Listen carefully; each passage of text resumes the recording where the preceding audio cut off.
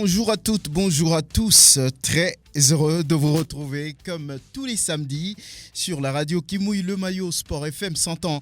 J'imagine que tout va bien et que le week-end s'annonce bien. Un week-end qui va donner sur l'Aïd El-Fitr Ramadan. Si vous voulez, eh bien, samedi sport de ce samedi 30 avril 2022 parle du stage de la sélection féminine.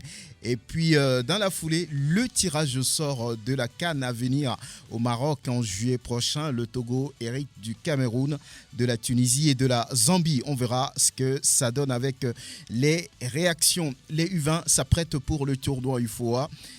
B de la catégorie, un tournoi qualificatif pour la CAN Égypte 2023. Les éperviers entrent en compétition le 7 mai contre les écureuils du Bénin, mais sans Ahmed Tokodo, le sélectionneur des éperviers, à suivre. La sélection Fagnon est à un mois des éliminatoires de la CAN 2023 en Côte d'Ivoire. Quelques réactions de certains journalistes burkinabés. Championnats nationaux de football avec le début cet après-midi des playoffs en D2 national de football. On a à suivre au sommet ce match entre l'Étoile filante et Fouadan. Agbossime Doumbé est opposé à Tambo Football Club à Soko depuis dimanche 1er mai. Koroki Espoir s'affronte à Sokodé en première division nationale de football. L'on dispute la 5e journée des playoffs et l'on a 3 matchs au programme. Asco, Dito, Akara. Kara encore avec le match du 1er mai de demain. ASK, AS Bina au municipal de Lomé cet après-midi. Il y a ce match entre l'AS Togoport et puis Gomido. Les deux équipes n'ont pas bien commencé les playoffs. Ce sera l'occasion peut-être de sortir la tête un peu de l'eau. On aura Gueuler Inoussa qui est en place pour les nouvelles du Septentrion. Angelo Folicoué en studio pour la page Europe et internationale notamment.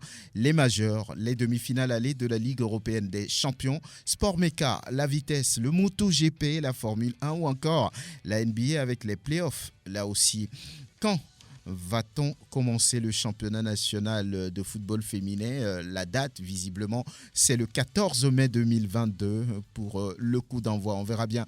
Samedi Sport a invité pour vous Iko Rodrigue, Prosper Agbouklou et Dembolor, Mohamed Touré. Et Samedi Sport, la mise en onde est assurée par Anas PM. La vidéo, comme toujours, c'est l'affaire d'Eloma Dovon. Je suis Franck Nounyama. Bonne arrivée. Et voilà, merci de nous faire confiance. On en a jusqu'à midi, vous le savez. On va mouiller le maillot comme il se doit. Mais avant de commencer, on vous permet de bien vous installer. On va donc saluer Mama Togo. Bonjour, tout va bien. J'imagine que votre groupe se prépare, s'apprête bien pour accompagner les sélections nationales. On dit bonjour au président Kamal. Bonjour Gervais Lawson. Bonjour au sénateur Palmer. Bonjour également à, on va dire, Ampoule. Je suis sûr que la défaite la dernière fois de l'Olympique de Marseille ne vous a pas fait du bien. On dit bonjour à Djehabou Someko et puis quelques-uns de ses collaborateurs, le major Tiou, le sergent Tikpendou, colonel Dégué et également le chef de division. Donc on salue également Mama Gorozozo. Tout va bien, c'est bien chaud ou bien Goroa et Hozo Nyele Mia Dogole. Étoile filante, mais alors à gaz avec Pamegbe, Goro Abano, Zozo. Bonjour Dodi Le Mancunier. Bonjour Gérard Sélassier. Bonjour Algor Agognra. Bonjour à tous ceux qui nous sont toujours fidèles et qui nous accompagnent. Je parlais de Brocadio, Faustin, Padenou, Padé, tout ce beau monde. Merci à vous pour le soutien. On va dire bonjour à Thomas du Grand Marché, Nabédé, Mesa, Mariam, Tétou, Feya. Bonjour également à qui on va saluer Serge de la famille Cathédrale. On salue également Epifanatico, on salue Raymond Auguste, Itevi Joël. Bonjour à Louise Raliatou. Bonjour à Aguedji. Bonjour à tout ce beau monde. On n'oublie pas Marie, on n'oublie pas Ayoko. On salue Jérémy, le protocole, le chef protocole, on dira, Roger et Venamédé. Bonjour à Patience. Bonjour à Alfreda. Bonjour à toute cette grande famille. On n'oublie pas la famille de la maison, de la référence sportive. On va dire bonjour à celui-là qui est devant moi même et l'homme à devant, Anas PM, Tata Francisca. On dit bonjour à Jean-Pierre, Tata Bezouké. Bonjour Joanita. Bonjour à Antoinette Cabouret. Bonjour à Marie-Christelle, Latif, Grégoire Attignon, Roméo Etor. On dit bonjour à Angelo Folikoué. Bonjour à Jules Gamligo, à Michel Abali. Bonjour à ce beau monde. Voilà un peu ce qu'on peut citer. On n'oublie personne, on n'oublie personne. La rupture pour demain chez nos frères musulmans, Ramadan. Voilà, d'ores et déjà, bonne fête à vous. Mais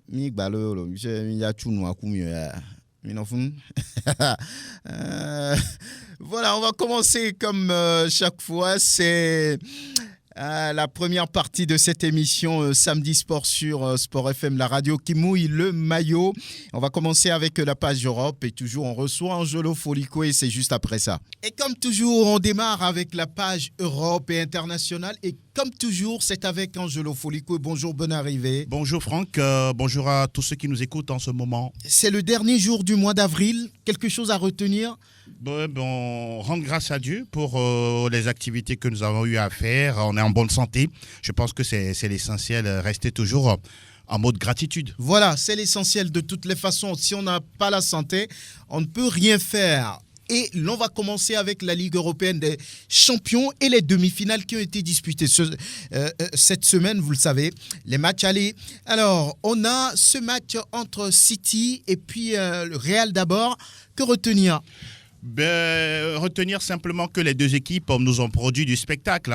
Donc on parlerait d'une affiche splendide, une rencontre de légende. Tous les superlatifs sont bons à prendre. Je pense que les deux équipes, même à ce stade-là de la compétition, étaient prêtes à pouvoir montrer ce dont elles sont capables. Deux équipes qui sont leaders dans leurs championnats respectifs. Deux équipes qui ont un fort budget pour aller s'attirer les meilleurs joueurs du monde. Deux entraîneurs de renom, Carlo Ancelotti face à Pep Guardiola. Je pense que au finish, 7 buts marqués, ce n'est pas du tout volé. J'estime simplement que City a montré combien de fois elle reste une équipe redoutable, une machine à marquer des buts avec des individualités très très fortes. Une équipe de City qui a outrageusement dominé son adversaire, même si derrière, oui, elle s'est un peu liquéfiée en laissant passer certains buts. Je pense même que le City a donné des buts au Real Madrid, qui ne s'en est pas privé, qui en a mis 3 par rapport à 4 marqués par City.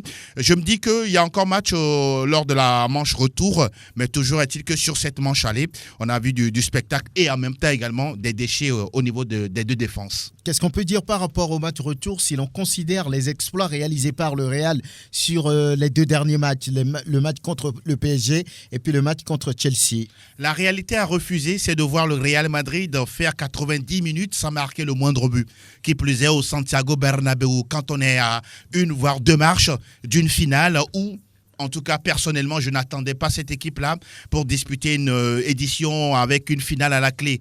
Maintenant, ça reste un match de football où, au fur et à mesure que l'on avance, l'irréalisme peut faire surface. Je pense que cette équipe de Carlo Ancelotti, pour le prendre au mot, va jouer, va essayer pourquoi pas de se qualifier, mais va éviter de prendre beaucoup de buts comme à l'aller. Donc quand c'est comme ça, on prépare déjà la configuration qu'on aura face à Manchester City.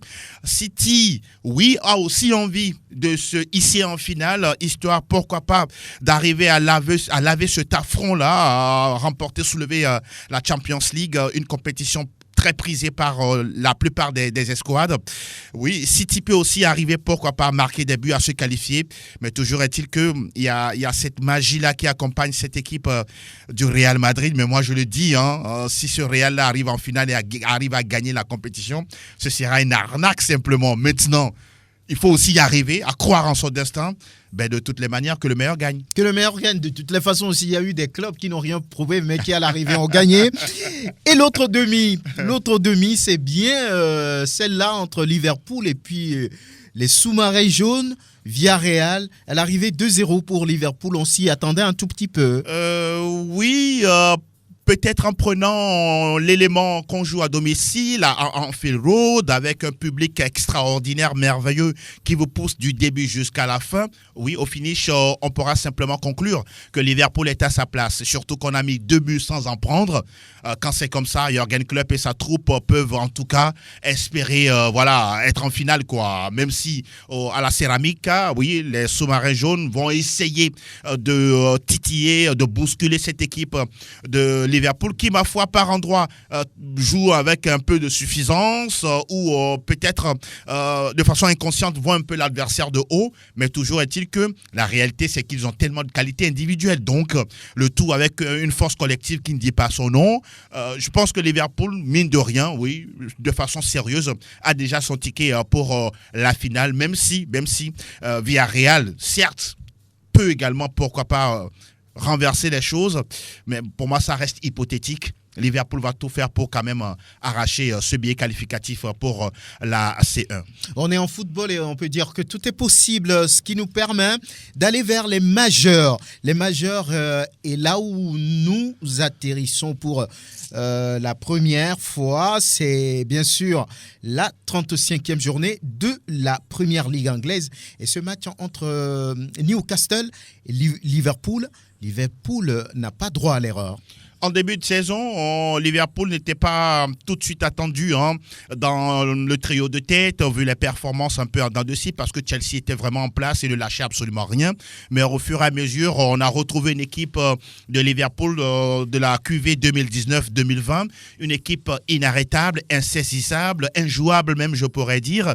Et Jürgen Klopp et ses hommes, mine de rien, sont, je peux dire, dans la meilleure forme qu'il faut, surtout dans le dernier virage de la saison. Aujourd'hui, Liverpool est à 1 point de Manchester City. Liverpool est un candidat sérieux au titre.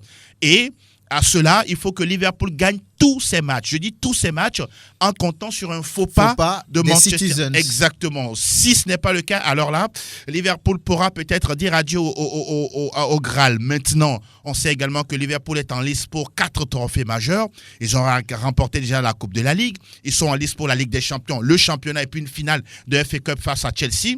Je pense que voilà, tous les feux sont presque au vert. Est-ce que Jürgen Klopp va faire tourner son effectif, histoire de laisser Salah, Mané sur le banc, faire peut-être confiance à Jota et à Luis Diaz en attaque? C'est une possibilité. En face, c'est une équipe de Newcastle qui, en début de saison, était presque condamnée à la relégation, mais le club le plus riche au monde aujourd'hui a retrouvé de l'élan, reste sur 4 victoires consécutives en Première Ligue. Oui, Newcastle, ils vont tout faire pour ne serait-ce que se maintenir. Pour moi, ils sont déjà maintenus en Première Ligue en attendant de faire de gros transferts dans les mois à venir. Toujours est-il que, oui, ce sera à St. James Park. Newcastle peut compter sur Alain Saint-Maximin, capable sur 2-3 coups de rein pour faire la différence. Mais si Liverpool arrive à s'imposer, ce sera la meilleure nouvelle pour les hommes de Jürgen Klopp. Jürgen Klopp qui a d'ailleurs prolongé jusqu'en 2026, 2 ans de plus. Et voilà, ça veut dire que le board de Liverpool fait confiance aux techniciens allemands. Et la Liga nous accueille avec la 34e levée. Et ce match entre le Real Madrid et l'Espagnol Barça, il n'y a qu'un petit point dont a besoin le Real pour être sacré. Oui, dans les deux états-majors, l'état d'esprit est tout autre. Pour le Real Madrid, on veut seulement ce petit point, cette unité-là pour officialiser le titre de Liga. Et puis de l'autre côté, on lutte pour le maintien. C'est vraiment compliqué. Donc je me dis que oui, le Real a cette possibilité-là, peut-être de mettre Karim Benzema sur le banc, histoire de le faire souffler en attendant le match retour en Ligue des Champions. Et Carlo Ancelotti peut justement injecter d'autres joueurs capables, pourquoi pas, d'aller arracher le titre. Moi, je pense que là où c'est encore particulier, c'est que le match se déroule à domicile au Santiago Bernabéu et donc les socios seront de sortie. Ils vont pousser cette équipe-là vers la victoire face à une équipe de l'Espagnol qui reste sur 7 matchs sans victoire. Donc, c'est vraiment compliqué pour les coéquipiers de Raúl de Thomas, certes qui reste parmi les 3 meilleurs buteurs du championnat, mais c'est insuffisant. Maintenant, moi je dis, sans langue de bois, les yeux fermés, confirmer que le Real Madrid, oui, va gagner ce match et voilà, mieux se préparer pour la Ligue des Champions, surtout avec le sacre domestique à domicile. Si les Madrilènes ont donc l'occasion de pouvoir s'offrir déjà le titre à quelques journées de la fin, pourquoi pas? Et la Bundesliga désormais, épisode 32. Les coéquipiers d'Ilas Bebou ont rendez-vous face à Fribourg. Ce serait un match compliqué, d'autant plus que Fribourg est une équipe qui lorgne une place européenne, qui ne veut rien lâcher du tout et qui est presque à 2 points de Leverkusen. Et donc, on va tout faire à 2 journées de la fin, histoire, au pire des cas, d'avoir 4 points sur 6. Ça leur permettra, pourquoi pas au décompte final, d'être qualifiés pour une Europa League. Et je pense que voilà, les Fribourgeois, en tout cas cette saison, nous ont montré qu'ils sont capables de créer, de faire un beau football, de pouvoir marquer des buts, de renverser quelques scores, quelques pronostics. La déception reste un peu du côté d'Offenheim qui, sur les journées, 10 journées même avant la fin du championnat, on a senti une équipe d'Offenheim qui aurait affiché des ambitions, mais derrière on a compris que voilà, on n'a pas forcément les joueurs qu'il faut, c'était compliqué de pouvoir gagner des matchs, les sorties étaient vraiment soporifiques, les prestations tristounettes. Quand c'est comme ça, c'est vraiment compliqué de pouvoir enchaîner les victoires. Et donc, mine de rien, pourquoi pas terminer les 2 dernières journées du championnat avec des sautes de victoire. Ce serait bien pour cette équipe d'Offenheim qui beaucoup auraient aimé voir 4e, finir pourquoi pas pour une place européenne, mais malheureusement, ce ne serait pas le cas pour Ilas Bebou. Mais bon, on ne peut pas aussi cracher sur les résultats au finish. Il faut prendre ça comme ça et peut-être mieux se préparer pour la saison à venir. Il reste 3 matchs à jouer en plus justement du match de la 32e journée. Bon, 9 points à prendre. On verra bien si Offenheim a les moyens d'aller peut-être bousculer les choses pour se qualifier pour l'Europe. Et la Ligue 1 française maintenant, on parle de ce match entre Marseille et Lyon et souvent on parle de l'Olympico, mais qu'est-ce qu'il peut se passer? Peut-être s'attendre à une meilleure prestation de l'Olympique de Marseille, surtout après cette défaite qui est restée au travers de la gorge de beaucoup de supporters phocéens, y compris même Jorge Sampaoli, et puis tous les autres, quand Matteo Guendouzi pousse un coup de gueule qui n'est pas forcément d'accord avec la prestation collective de l'OM, ça se comprend. C'est une équipe qui a envie de gagner. Voilà pourquoi Sampaoli est arrivé, pour transmettre le gène de la gagne, voilà, du combat sur le terrain, même si parfois certains joueurs ne sont pas dans le game, comme on le dit, c'est un peu compliqué pour eux. Mais je pense qu'avec ce groupe marseillais, à la maison, ils peuvent faire quelque chose. D'autant plus qu'aujourd'hui, ils sont dauphins du Paris Saint-Germain et ils vont jamais lâcher cette place à qui que ce soit. N'oublions pas que la Ligue des Champions reste une compétition prestigieuse et en même temps lucrative. Ouais. Et donc, Jorge Sampaoli, je pense que sa saison passe par là. À défaut de faire quelques faux pas en cours de chemin face à Lyon, il faut tout faire pour gagner les prochains matchs aussi à venir. Il faut tout faire pour les assurer et surtout le match retour face à Feyenoord de Rotterdam en Ligue Europa Conférence. Je pense que Dimitri Payet et ses coéquipiers sont tous conscients de l'enjeu qui les attend. Maintenant, l'Olympique lyonnais, franchement, ça a été le flop de la saison.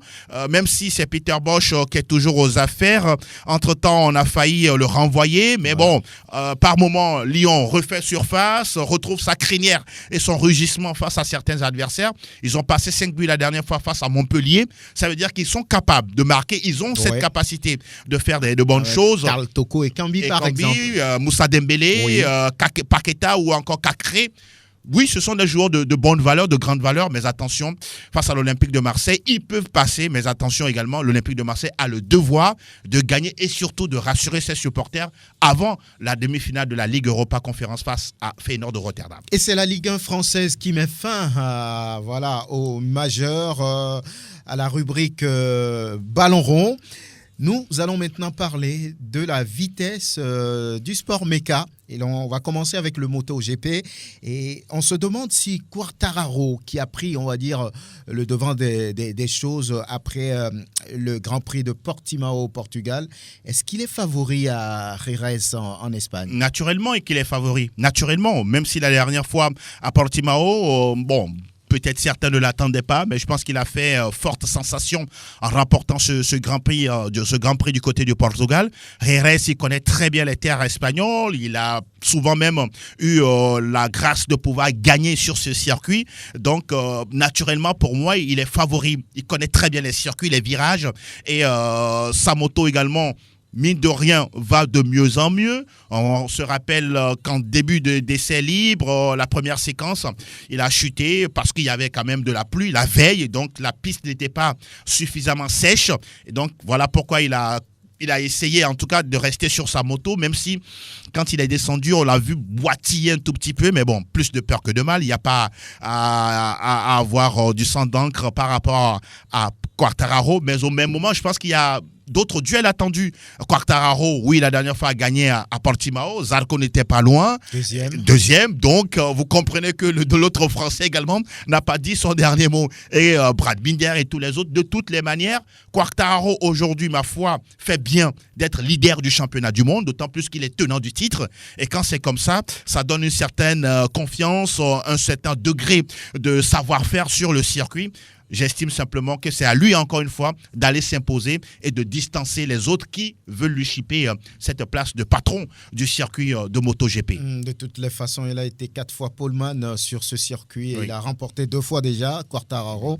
Donc, il est favori, lui-même l'a dit. On fait partie des favoris de ce circuit. On verra bien ce que ça va donner. Dimanche, le Grand Prix d'Émilie-Romagne et puis ce retour sur la victoire de Max Verstappen.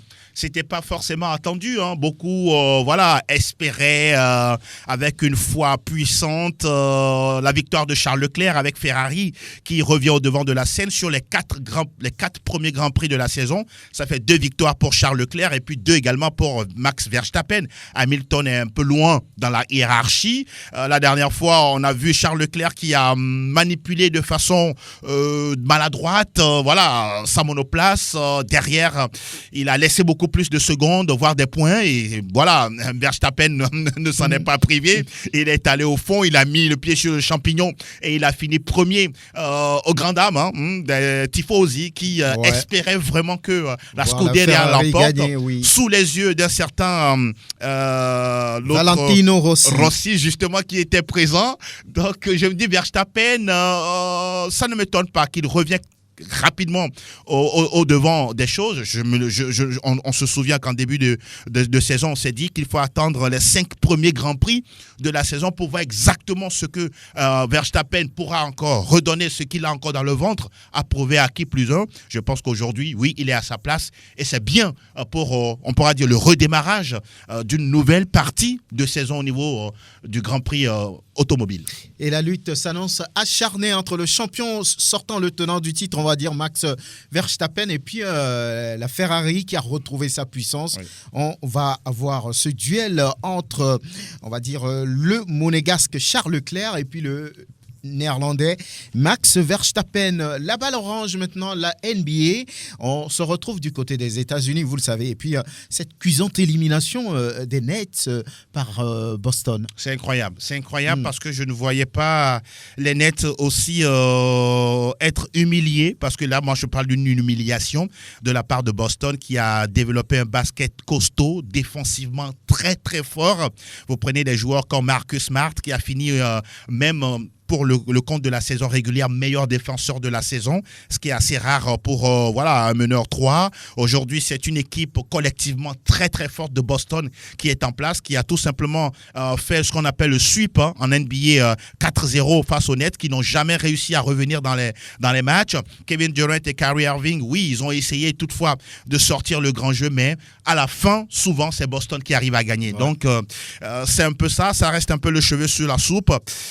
Pour moi, personnellement, c'est une déception, mais bon, voilà, ils vont peut-être aller réfléchir, retrouver peut-être leur allant, parce que les Nets, en tout cas en matière de qualité d'effectif, ils en ont, sauf que derrière, les résultats n'étaient pas au bout. félicitations et bravo à Boston d'un certain Jason Tatum. Les Celtics de Boston, on se souvient de Kevin Garnett à l'époque, lui également avait porté cette équipe. Et puis on va parler des Bucks de Milwaukee et puis Golden State qui sont qualifiés. Oui, ils sont en place. Milwaukee de Giannis Antetokounmpo, emmené par justement son fidèle lieutenant Chris Middleton. Eux aussi, voilà, ils se sont pas du tout privés de ce plaisir face à Chicago Bulls. 4-1 dans la série. C'est déjà plié pour les Bucks qui sont déjà au deuxième tour. Je pense que c'est une magnifique performance, surtout que Milwaukee et Boston vont se retrouver justement en demi-finale de conférence. Donc on imagine déjà le gros duel qui attend Giannis face à Jason Tatum. Et puis de l'autre côté, Golden State qui, ces derniers moments, ce sont 2 hommes, voire 3 qui font l'affaire. Vous avez Klay Thompson, vous avez Stephen Curry, vous avez également Jordan Poole qui arrive à sortir du beau jeu du côté de Golden State, eux aussi qualifiés pour ce deuxième tour des playoffs au niveau de la NBA. En tout cas, les 2 franchises méritent justement leur place au second tour des playoffs. Sans oublier Joel Embiid et les Sixers qui sont également au deuxième tour des playoffs. Oui, dans cette fenêtre des playoffs, il y avait 2 Africains, en tout cas, stars qui étaient attendus. Joel Embiid et puis Pascal Siakam, les 2 sont d'origine camerounaise, ils sont camerounais. Joel Embiid porté justement avec son compère d'attaque qui n'est autre que James Harden, qui avait quitté entre-temps Brooklyn et là qualifié pour le deuxième tour des playoffs. Je pense que ça fait du bien. Bravo à Embiid, bravo aux Camerounais. Je pense que ça fait également la fierté de l'Afrique. Bon, on est désolé pour Pascal Siakam qui a déjà remporté la NBA avec Toronto Raptors, je pense en 2019 ou 2020. Donc pour moi, ce n'est pas aussi mauvais de ne pas voir Pascal Siakam au prochain tour, mais pour Joel Embiid qui a fini meilleur marqueur de la saison régulière, il tournait à 30 points de moyenne. Je pense que c'est la cerise sur le gâteau, mais l'aventure n'est pas encore terminée, il faut aller jusqu'au bout.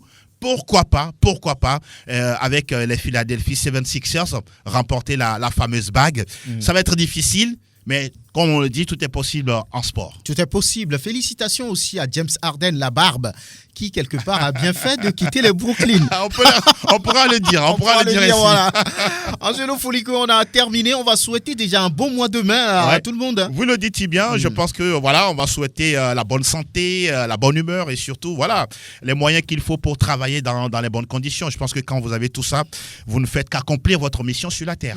Excellent week-end. Merci Franck et à très bientôt. Oui. Et voilà, on a fini de parler Europe et international, les demi-finales de la Ligue européenne des champions, qui de City ou du Real, de Liverpool ou des Villarreal passeront en finale. On va voir tout ça juste entre mardi et mercredi. Angelo Folico et merci. Excellent week-end. Et là, on revient ici. On va parler déjà du badminton avec la promotion de la discipline dans le Grand Lomé. Une promotion qui se poursuit avec la phase d'initiation et de validation du projet visant à amener les élèves à se familiariser aux activités génératrices de revenus et de citoyenneté. Les responsables de la fédération instructeurs et élèves réunis autour de l'événement. C'était jeudi au CG Atikpa. Et on va faire le point avec Yaira Liahuito. Il est le directeur technique national de la Fédération togolaise de badminton. C'est pour véhiculer les valeurs de cohésion sociale. Nous voulons qu'à la fin de ce projet, chaque enfant puisse repartir d'abord avec une activité génératrice de revenus. Et cette activité génératrice de revenus va assurer la survie du projet. Donc même après ce financement reçu de la part du district autonome de Grand Lomé, nous serons capables de continuer ce projet par la fabrication des poubelles et aussi par les séances de badminton durant lesquelles nous faisons comprendre aux enfants qu'on ne pratique pas seulement du sport pour gagner, mais il y a d'autres valeurs qui sont derrière. On a commencé depuis novembre et c'était dans 4 centres. Le centre de la commune d'Ago niveau 1, Golf 1, Golf 4 et Golf 5. Aujourd'hui, c'est la séance apothéose où nous avons essayé de réunir les enfants de ces 4 centres ensemble ici, on a essayé d'évaluer, voir est-ce que tout ce que nous avons essayé de véhiculer en termes de fabrication de poubelles, en termes de valeur d'éco-citoyenneté, de cohésion sociale, si vraiment les objectifs étaient atteints. Vraiment une satisfaction, panier qui ont été fabriqués et d'autres étaient préfabriqués ou était la finition. C'était vraiment du travail d'experts et aussi au niveau de la décoration, c'était impeccable. Et c'est une note de satisfaction au niveau de la direction du projet, au niveau de la fédération de badminton. Yahira Ly à 8 heures, il est le directeur technique national de la fédération togolaise de badminton. Et derrière, on va donner la parole à une élève, Tekle Kwazoma. J'ai participé au badminton, on nous a appris comment on fait le jeu et on nous a appris comment on fabrique les paniers pour qu'on mette les ordures dedans, pour qu'on ne jette pas ça dehors pour polir l'environnement. J'ai trop aimé, c'est bon. Tekle Kwazoma, élève en 4e, interrogé comme Yahira Ly. À 8 heures, directeur technique par Angelo Foliko. On va poursuivre cette émission avec des activités dans le cadre de la fête de l'indépendance. C'était la dernière fois. Il y avait, on va dire, un tournoi et on va écouter Robert Ajavon. Il est de la Fédération nationale de basket Togo. La mobilisation était forte. Nous avons eu des équipes invitées. L'honneur de voir les anciennes basketteuses honorer vraiment cette manifestation. Et dans l'ensemble, on a vu de belles prestations de nos joueuses, surtout la nouvelle génération, la future génération qui émerge déjà. Donc, c'est à encourager. Et sur ce aspect, disons que nous sommes satisfaits. Parce que autour de notre tente à Kopakusa, beaucoup de gens ont répondu. Comme on dit, l'homme propose, Dieu dispose. Et tout ce que Dieu fait est bon. Et je pense que si on doit remettre la finale à un autre jour, c'est parce que Dieu souhaiterait que ça soit une finale vraiment digne de son nom. Parce que bon, jouer des matchs affilés, jouer la finale, c'est pas la même qualité. Donc nous acceptons la volonté de Dieu et nous allons encore mieux nous préparer pour cette finale, pour en faire une grande fête. Et je pense que ça ne sera qu'à l'honneur de Julia Kopakosa. Voilà, un tournoi organisé, on va dire, en la mémoire de Julie Akofa Koussa, une artiste de la chanson togolaise disparue il y a plusieurs années. C'était à l'instant Robert Ajavon, il est le président du comité d'organisation de ce tournoi. Et puis derrière lui, la présidente de la Fédération nationale de basket Togo, c'est Gina Adekambi. Tata Julie, comme nous on l'appelait affectueusement, a été une légende de la musique. Mais nous n'oublions pas qu'elle a aussi joué. Elle a joué au basket et après elle a été marraine de UBC. Aujourd'hui, un hommage en sa mémoire, je crois que c'est mérité. C'est mérité. On a voulu quand même, nous les vieilles gloires, faire un brassage de l'ancienne et de la nouvelle génération. Nous avons voulu quand même l'honorer, un temps soit peu, parce que c'est une légende de la musique et elle a beaucoup marqué, nous, notre enfance. Donc nous tenons quand même à l'honorer. Vous avez vu vos petites sœurs prester ce soir, elles ont joué même face à vous. Quel est le niveau? Je crois que c'est la reprise. On a senti quand même qu'elle était un peu en jambes, mais il y a beaucoup de travail à faire encore. Donc il faudrait que nous organisons beaucoup de compétitions pour les jeunes, un développement à la base pour que le niveau revienne. On a vu beaucoup de marchés, on a vu beaucoup de fautes. On s'est dit que c'est des trucs qu'il faudrait corriger. Mais ces genres de compétitions, ces genres de rencontres, il faudrait quand même les perpétuer pour que quand même elles puissent apprendre de nous. Gina Adekambi, la présidente de la Fédération nationale de basket Togo, avec Juanita Blavotri à l'instant. Et on va continuer, mais juste derrière la pause. Voilà, il faut mouiller le maillot. On va mouiller le maillot et demain, ce sera, on va dire... comme à Anfield Road, le gala du 1er mai de Sport FM, ben avec aucun au Sénat, il y a bien encore les radios dit, il y a pas les qui mis pour la bola, il y a des premiers mic blonds les mecs bolo, il y a mis pour n'entolo à former les à mon sinto là avec pour Latif, avec pour Angelo Folicoé, avec pour Grégoire Attignon, avec pour mais sur la gaz avec pas mais sur 7 heures m'dia Pepe Cro. Donc le gala du 1er mai de Sport FM, ce sera avec Radio Victoire, ce sera avec Jenna, ce sera avec quoi on va dire il y aura de l'ambiance, il y aura vraiment des gestes techniques de très haut niveau. Et il y aura aussi AFARS, l'association des fidèles auditeurs et auditrices de Radio Sport FM. D'ailleurs, le premier match sera entre Sport FM et puis l'association des fidèles auditeurs de Sport FM. Vous voyez un peu ce que ça donne déjà. Voilà, ça va être très chaud. C'est la finale de la Ligue européenne des champions. Rien à dire. Voilà, on va commencer par écouter les représentants des différents organes après le tirage au sort. Et on va écouter Ernestina Kogo de Radio Victoire. Ce tournoi Petit Poteau, je vous signale d'ores et déjà qu'il sera remporté par Victoire FM pour la 2e année consécutive. Pourquoi? Parce que nous avons des joueurs, je vous dis bien des joueurs, des expérimentés, des joueurs qui dépassent même Jenny Dakono, vous le connaissez plus que moi, qui dépassent Karim Benzema, qui dépassent Lionel Messi, Mané, Mohamed Salah. Donc, je vous signale que Sport FM, AFAS, Jenna, reconnaissez que la victoire, elle est à Victoire FM. C'est ce dimanche à partir de 7h temps universel. Chers auditeurs, chères auditrices, je ne vous dis pas ce que Victoire FM réserve pour vous. Venez seulement au stade d'Agaza, vous serez surpris, vous serez émerveillés. Ça, c'est le premier. Mais quand on parle des journalistes, c'est aussi le football. Ce n'est pas parce que Sport FM maîtrise le sport qu'il va le prouver sur le terrain. Venez voir les numéros 9, les numéros 10. Moi-même, je vous signale que je suis dans le goal. Ernestina Kogo de Radio Victoire, vous voyez déjà les hostilités sont lancées. Mais comme il y a Gaza avec pas mais et son décamé nous a des gestes de très haut niveau. Voilà, vous n'avez jamais vu les journalistes de Sport FM jouer, et c'est l'occasion. Vous n'avez jamais vu les journalistes de Radio Jenna jouer, c'est l'occasion. Vous n'avez jamais vu c'est-à-dire l'association des fidèles auditeurs et auditrices de Sport FM AFARS. Vous les avez jamais vus, c'est demain. Donc voilà, n'hésitez pas demain sur le terrain d'Agaza à Bossimé. Ça va chauffer, ça va jouer au football. Voilà. On va écouter Edouard Agbitou qui représente Radio Jenna après le tirage. C'est déjà une belle initiative de pouvoir regrouper les journalistes, consoeurs et confrères autour du ballon rond. On en parle effectivement et nous aussi on voudrait bien y goûter. J'apprécie de fort belle manière cette initiative et donc c'est une occasion pour nous de se retrouver et les affiches sont palpitantes.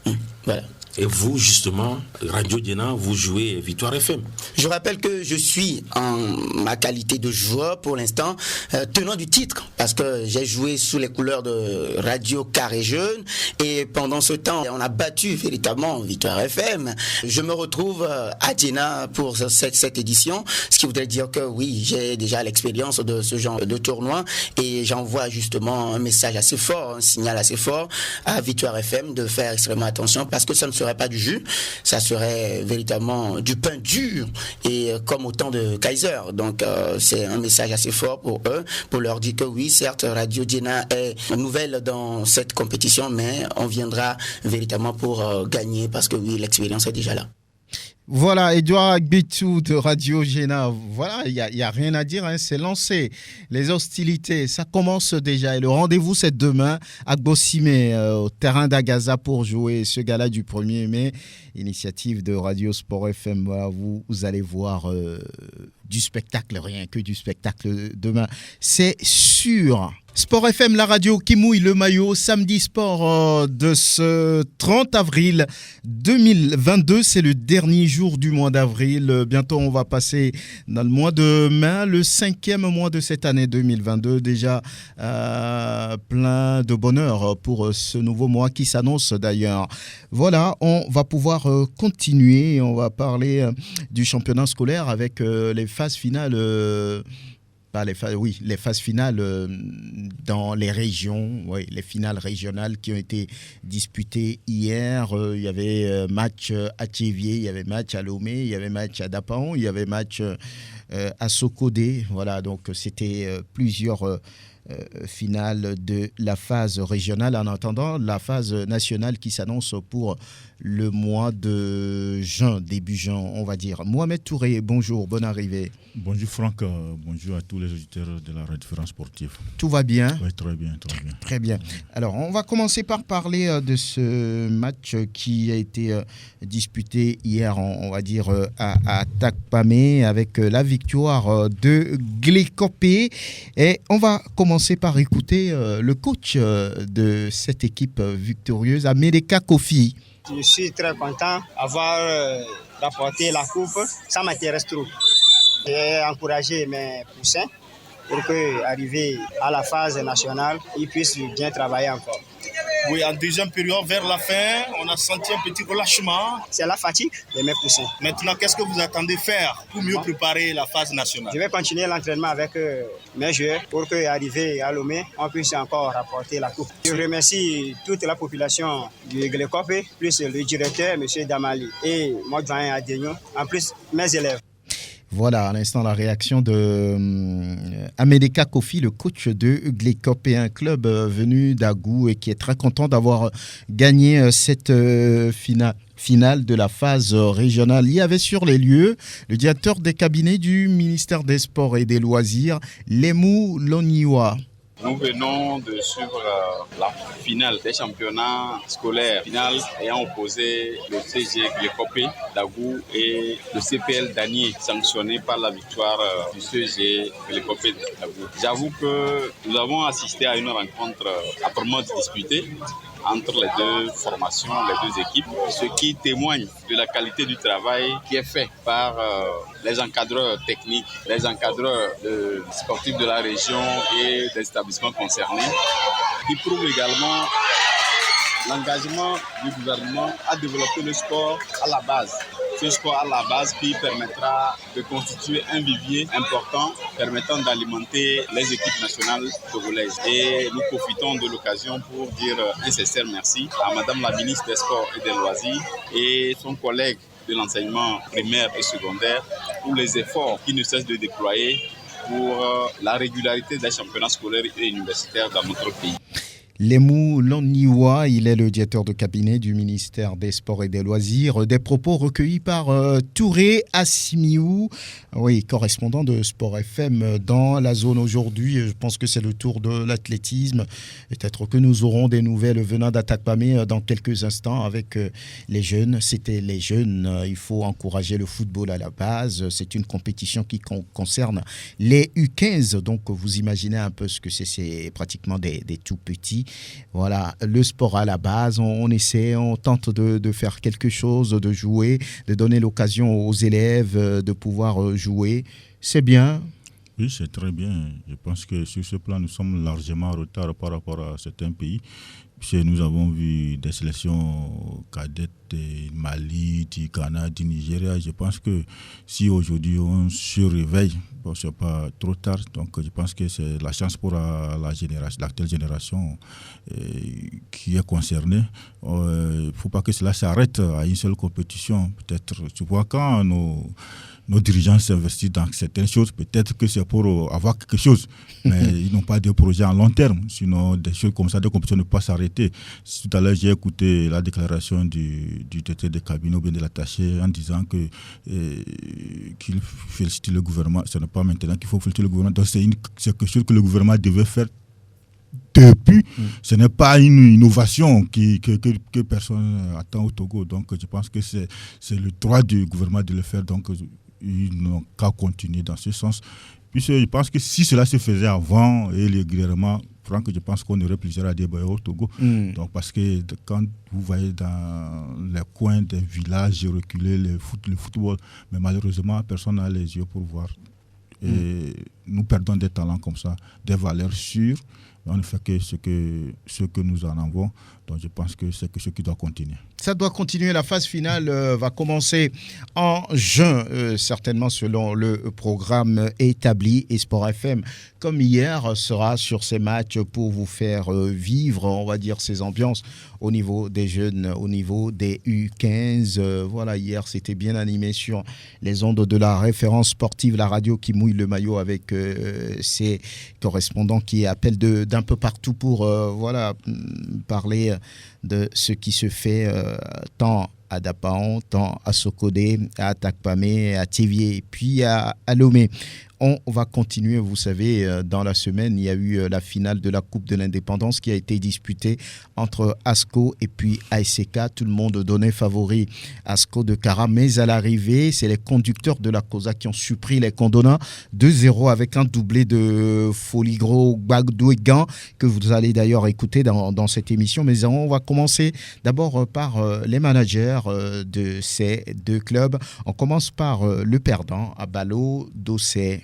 Je suis forcément déçu parce qu'on a perdu un match. Mais dans le contenu, je pense que l'adversaire mérite largement sa victoire. Comme je le dis, je savais que c'était compliqué pour nous. 30%, 70% de l'équipe qui n'était pas vraiment à leur niveau. C'était compliqué, d'autant plus que je n'ai pas d'autres solutions. On joue tous les 3 jours. Et là, on va rejouer dans 3 jours. On a 5 km à faire. J'imagine un peu la suite. Dans ce match-là, vous étiez inquiet par rapport à la forme physique de vos joueurs? Bien sûr, même bien avant. J'étais très inquiet. Heureusement qu'on a eu quand même une semaine pour récupérer un peu. Parce que ça fait quand même presque 3 semaines. Je connais raison, ça c'est pas quelque chose d'entraînement ou pas. Parce que quand on ne s'alimente pas comme il faut, il y a beaucoup de joueurs qui observent la maison. Et quand tu joues tous les 3 jours, tu ne peux pas récupérer. Donc c'est très très compliqué pour l'organisme. On n'a pas à pleurer puisque l'adversaire vraiment mérite sa victoire. L'adversaire mérite sa victoire. Voilà, pour un championnat amateur, jouer tous les 3 jours, c'est pas évident, c'est ce qu'il dit. On verra bien. On va écouter Uro Kurachagara, le manager de la SCK. C'était ce que nous avons prévu. Tactiquement, sur le plan qu'on a mis sur place, c'est ce qui s'est réalisé. On est très heureux. Félicitations à mes garçons qui se sont battus corps et âme. Ils méritent ce trophée. En début de partie, on n'a pas vu la SCK rentrer tout de suite dans le match. C'est une stratégie également d'observer ASCO. Oui, c'était une stratégie. ASCO, c'est une équipe qui cherche à marquer très tôt. On a dit qu'il faut les contenir, les faire douter. Et c'est ce qui est arrivé. Nous sommes allés à la mi-temps. On a dit la deuxième partie, c'est notre partie. Il faut accélérer. Ça a payé. Comment vous expliquez attendre la 75e, 76e pour faire le premier changement du match? Eux, ils m'avaient promis qu'ils feront un grand match. Sérieusement, pour faire un changement, je voulais terminer avec les 11 joueurs. Mais la fatigue a pris dessus sur certains. Ils sont prêts physiquement. En tout cas, ça, c'est la force de l'ASK. Tu peux faire un match de 120 minutes sans baisser de régime. Et tu l'as encore prouvé.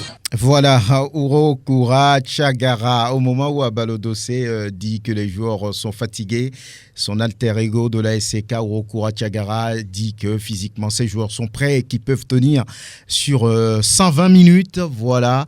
Mais c'était Asco qui est attendu, mais finalement, c'est la SCK qu'on a vu. Oui, vous comprenez bien. Moi-même, j'attendais plus Asco. Et je disais que j'ai été surpris même du score de 2-0. Ouais. Si vous voyez cette année, pratiquement, il y a de cela 2 ans, Asco a essayé de prendre le dessus sur l'ASK. C'est là où je rejoins Moudjib qui parle souvent de quantité au niveau des équipes. Il y a la qualité des joueurs, mais il faut la quantité aussi. Aujourd'hui, le coach Abalo, j'ai apprécié son début de propos fair play, mais il a mal terminé en disant il joue 3 jours. ASK aussi joue les playoffs. Ils sont tous dans le même contexte. Donc, vous voyez, ça, ce n'est pas un argument. Je pense qu'aujourd'hui, c'est le meilleur qui a remporté. Franck, moi, j'aime souvent que quand je parle mal d'une équipe, ou bien je parle bien d'une équipe qui prouve le contraire. Vous savez qu'il y a de cela 3 ans, j'ai qualifié l'ASK de l'équipe nationale du Togo.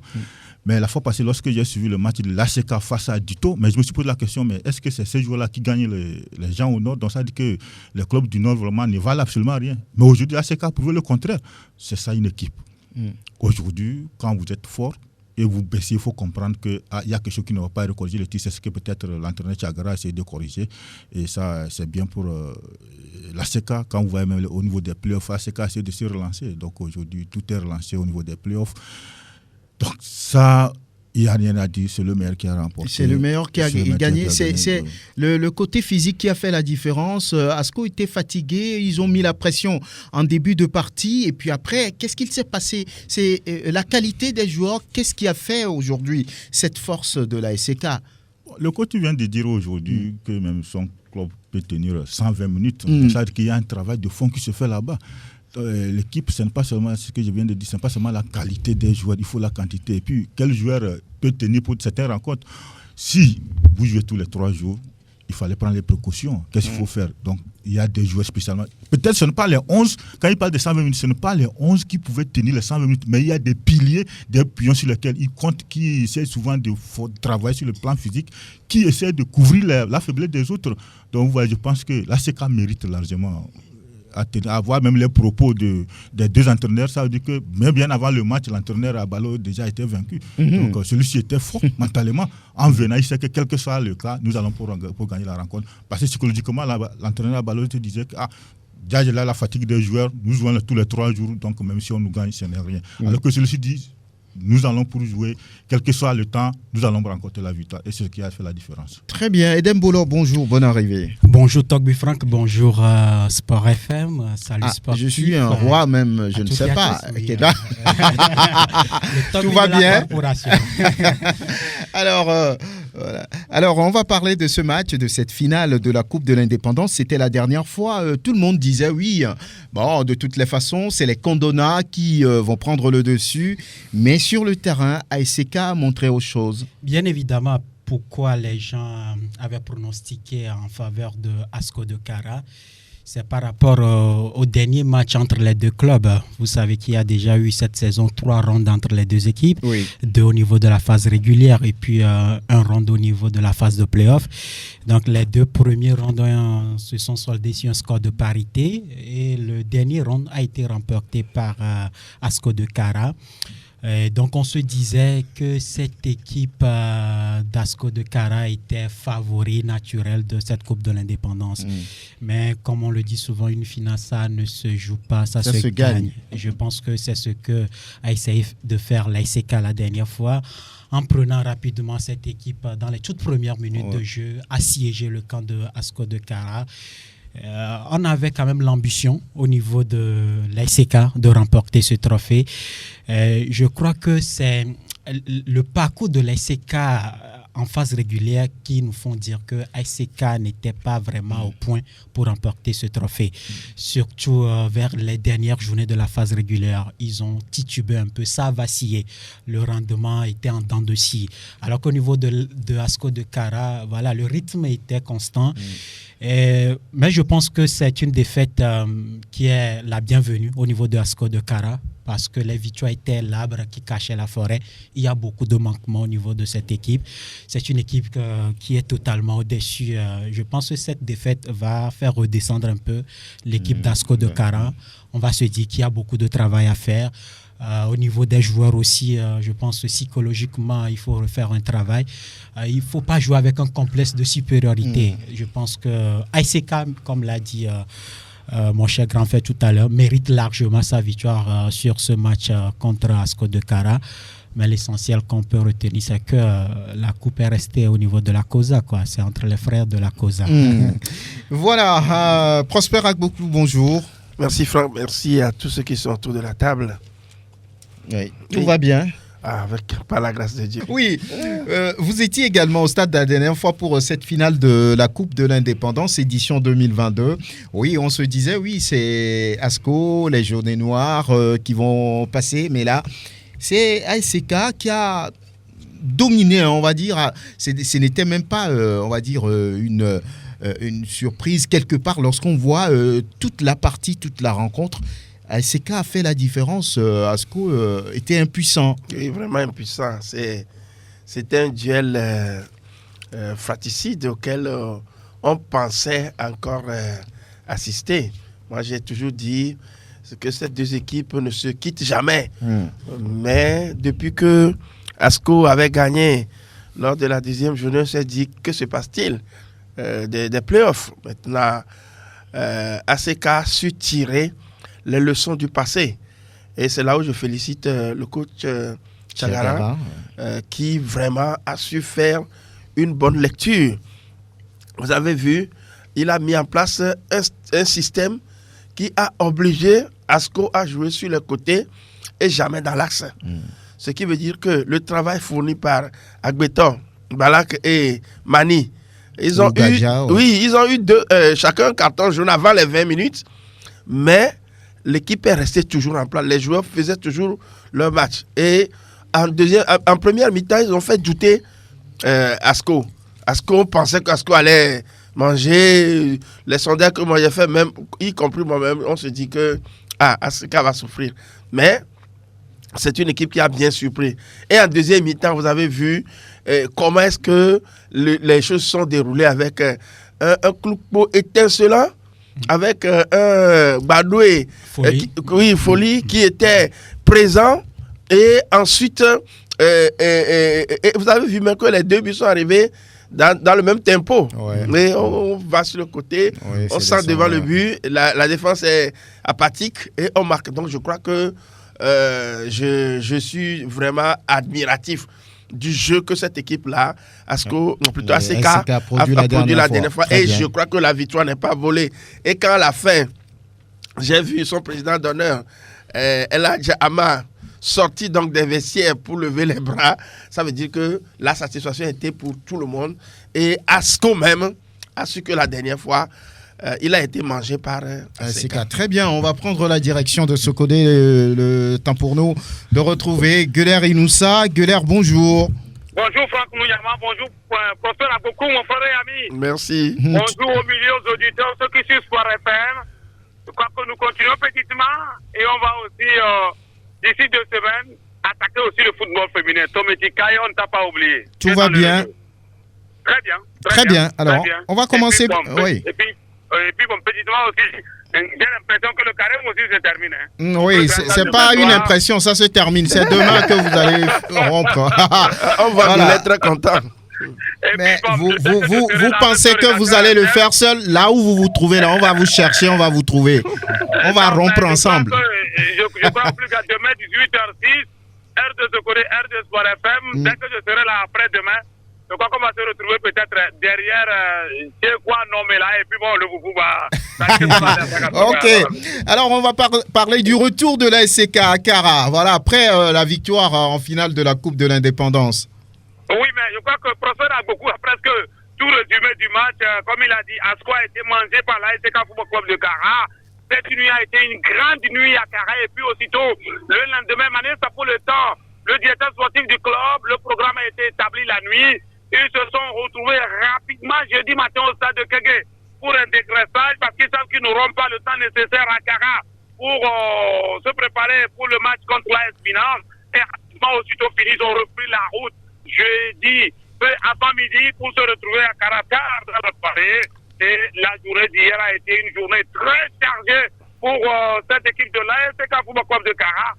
Et puis, en rappel, quand nous étions à la formation organisée par la maison de la presse, au tirage, nous étions témoins oculaires et auditifs. Le tout premier club à être tiré, c'était ASK de Kara. Et ironie du sort, finalement, les clubs, le premier tiré remporte cette Coupe de l'Indépendance. Et quand ils sont arrivés à Kara pour ne dire que car dans la nuit de jeudi, le vendredi matin, rapidement, dirigeants joueurs ont eu une audience chez le patron de la préfecture de la Posa, le colonel préfet Pakali, et il les a reçus, il les a prodigués de ça, conseils, mais bien avant les conseils, il se disait, au coup d'envoi de ce match, je n'ai pas décidé ensuite, je me suis dit que cette coupe viendra me trouver ici au bureau, les a laissés entendre le préfet de la Kara, le colonel Pakali, et finalement ça a été fait. Il les a aussi dit qu'il est tellement satisfait de l'entente qui se déroule entre la Côte de Kara et la SK Football Club de Kara. Il les a prodigué de sages conseils. Et pour finir, il dit, je cite, à la fin des playoffs, allez-y me ramener le titre de champion et de vice-champion selon le préfet, et allez aussi dire aux autres que c'est ce que j'attends à la fin de la saison. Après l'étape de la préfecture, ils se sont transportés au niveau de la mairie de la Kara, où le patron aussi les attendait, celui de la mairie de Koza 1, lui aussi il a transmis aussi le même message, et il les a dit finalement, c'est la Koza qui gagne. Fin de citation. Après l'étape numéro 2, rapidement, ils se sont retrouvés à la Ligue de Kara pour aussi présenter le trophée à cette ligue qui a fait un travail extraordinaire. Ni le premier, ni le deuxième n'y était. mais c'est le deuxième vice-président. Il les a reçus, Djoko Akleso, il les a dit, vous avez fait honneur à la COSA, honneur à la Ligue de Kara. C'est-à-dire que de près ou de loin, les gens savent que nous abattons un travail extraordinaire. La délégation a fini par se retrouver et rapidement, Paul Mani dit, je cite, on va aller se rechausser, on va aller encore avec ce mental de fer attaquer l'AS Milan dimanche après-midi parce que nous sommes en retard en play-off. Très bien. Et parlons déjà de la première journée en phase finale de la deuxième division nationale de football. Ça commence dès cet après-midi. Il y a 3 matchs au total, 2 aujourd'hui et puis un autre demain. Qu'est-ce qu'on dit là-bas? Oui, mais nous sommes dans les parages du stade municipal de Sokodé. Même si on n'a pas participé à la réunion technique, on a vu Doté Fong et autres personnes, on a vu Tanté et autres. Les 2 équipes ont passé la nuit à Sokodé. L'équipe de Tambo de Data a passé la nuit à l'hôtel Algérie de Sokodé, tandis que l'équipe de Doumbé a passé la nuit au centre artisanal de Sokodé. Pour ceux qui connaissent très bien la ville de Sokodé, en face de la polyclinique de Sokodé, d'abord, nous rendons grâce que les 2 équipes soient déjà dans nos murs et fini la réunion technique, les officiels, le commissaire, derrière tout le monde était témoin oculaire et auditif. Il ne reste qu'à attaquer l'après-midi. Du côté aussi des autres villes, on aura cet après-midi Edouard qui reçoit Pointe. Et demain, le face-à-face Koro qui mettait de Tchamba face à la formation de l'espoir des Zion, Franck Kourounyama, ce que nous pouvons dire pour cette première journée. Et pour la suite de la compétition, que tout se joue avec violence, facteur 0, que l'homme qui a la force de ce match, c'est celui qui a le sifflet. Ceux qui ont les sifflets doivent être forts mentalement, physiquement, jusqu'à la fin des 90 minutes et jusqu'à la fin de ces playoffs. On ne dise pas que nous avons perdu. C'est Franck Kourounyama. Et la 5e journée au niveau de l'AD1, J5 pour les playoffs à Kara, cet après-midi à Skodito. Oui, je crois que le football togolais, il n'y a pas tellement beaucoup de psychologues. Il n'y a pas tellement de psychologues, même si c'est 80% de nos équipes. Je crois que pour Asto Football Club de Kara, il faut qu'on ait des psychologues pour leur remonter le moral. Je crois que Abalo Dossé, étant un ancien joueur, étant aussi un homme averti, je crois qu'il a fini de remonter aussi le moral à se protéger, perdre une finale, 72 heures après, reprendre encore les playoffs, c'est dur, mais je sais que cet après-midi, Asso, qui sera aussi appuyé par ses supporters, doit quand même essayer d'ouvrir le jeu. Ils doivent ouvrir le jeu. Mais l'adversaire s'appelle le Dynamique Togolais, dont le slogan est « Et quand l'avancée devient dure, celle les dures avancent ». Et ça, ce ne serait pas aussi facile pour la Côte de Kara. Attention aux Dynamiques Togolais, ils vont appuyer sur l'accélérateur parce qu'ils savent que physiquement, Asso ne pourra pas répondre au même rythme que le Dynamique Togolais. Mais le football n'est pas une science exacte, Franck Kourounyama. Et après ce match de l'Asso, dimanche, ça sera ASK, AS Milan, ou Adja Lantam aussi qui monte en puissance. Mais prenez pas le report de ces matchs-là. C'est J5. Attention, ASK était en retard face à l'AS Milan. Ça ne serait pas chose facile pour le vainqueur de la Coupe de l'Indépendance. Mais l'AS Milan aussi est averti parce que Koulouko, Badouéga, je laisse la conclusion à mon frère ami Prosper Agbokou. À très bientôt, Gueuler, et nous on va se retrouver cet après-midi. Allez, voilà, à bientôt. Oui. Cet après-midi, pour l'explication, Doumbé, Tambo de Data, aux dernières nouvelles, on nous fait savoir que l'honorable député Ahmed Todi est en route parce que partout, quand il est les enfants le voient, on roule le football autrement, Franck Kourounyama. Très bien. À bientôt. Et on dit félicitations à l'ASK. On va continuer par parler justement du championnat national. Mais avant, on va donner la parole à Eyayo Marus Kabissa. C'est un arbitre ou bien ex-arbitre, c'est ça ? Ancien arbitre. Ancien arbitre, voilà. On le reçoit dans le cadre du congrès de l'ANAFoot. Vous savez que c'est dans une semaine, c'est ça, non ? Exactement. À Takpamé. Samedi prochain. On est à une semaine. Qu'est-ce qu'on peut dire aujourd'hui ? Tout va bien et les préparatifs ? Les préparatifs vont bon train et nous rassurons les collègues qui seront là que le congrès se prépare dans de bonnes conditions et il aura lieu au centre culturel d'Atapami. Voilà, et samedi prochain. Samedi prochain, voilà, à 8h exactement. Oui, il y a une liste qui est là, on va dire vision consolidée, c'est ça. Le président, c'est Antoine Kossi-Sedro, vice-président, c'est Agbedidi Kokuvi Tonou, secrétaire général Raogo Winnie Puiré, secrétaire général adjoint Ndema Nkotien, trésorier général, c'est vous-même, Kabissa Yayo Palou Kinam, trésorier général adjoint. On a Kosiwa Padenou, commissaire aux relations publiques, Kokou Avissé, commissaire à la formation et au projet, Agba Ourotou, et puis commissaire chargé des questions sociales, Aïvi Blibo Jude. Voilà. Aujourd'hui, lorsqu'on évoque l'arbitrage togolais, quelle est l'image que vous donnez?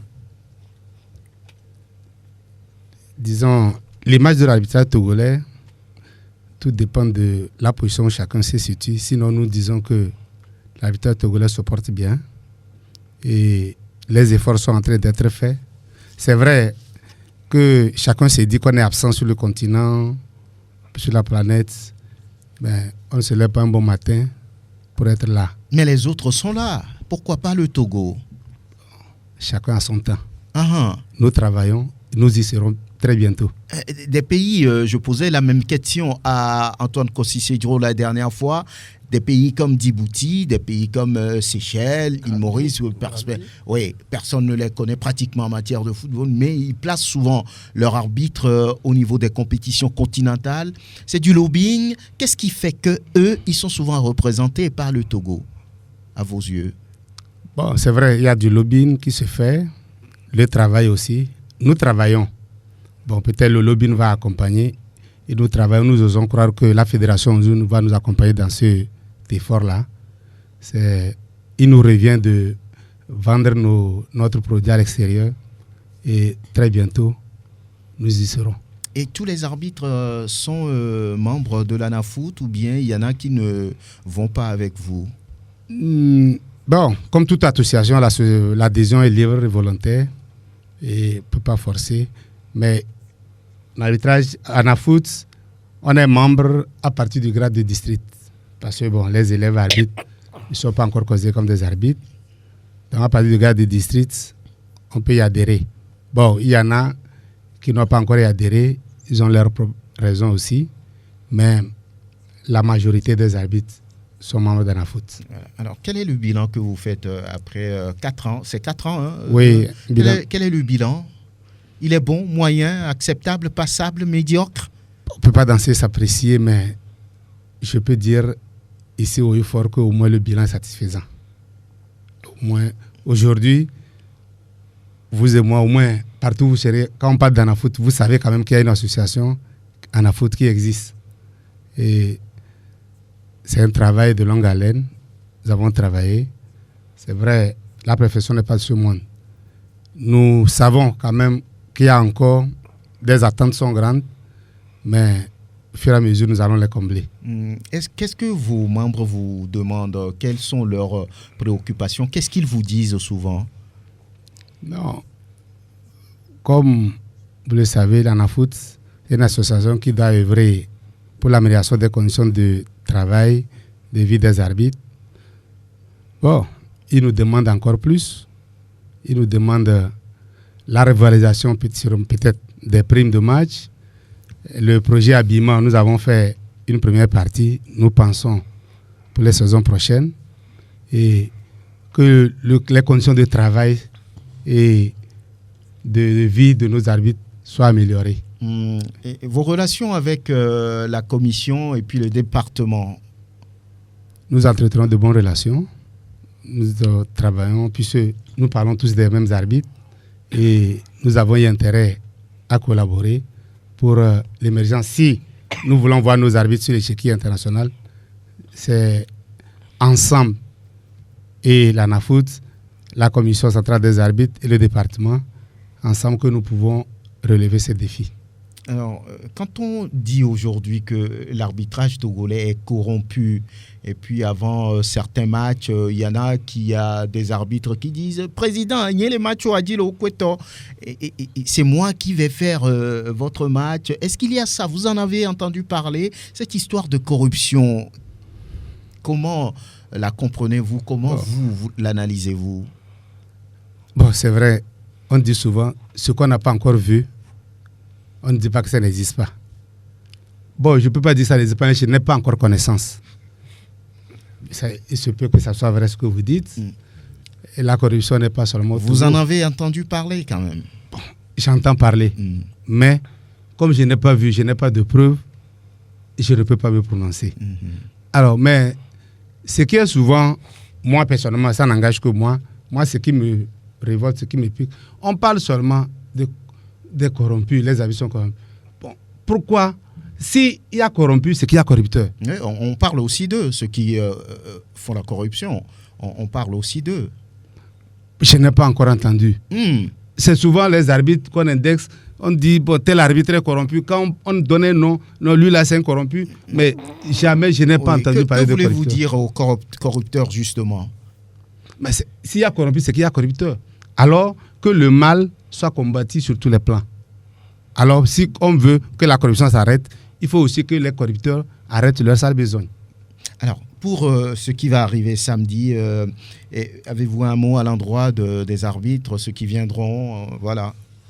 Non, pour ceux qui viendront, nous invitons d'ailleurs tout le monde à y participer, parce que ça va de l'intérêt de tous. C'est l'avis de l'association. Nous ne devons pas laisser certains décider à notre place. Nous tous, nous devons être là pour décider de notre association, ce que nous voulons que l'association soit demain. Alors, nous garantissons à chacun que les conditions sont réunies pour la tenue de ce congrès électif, congrès statut ordinaire et électif.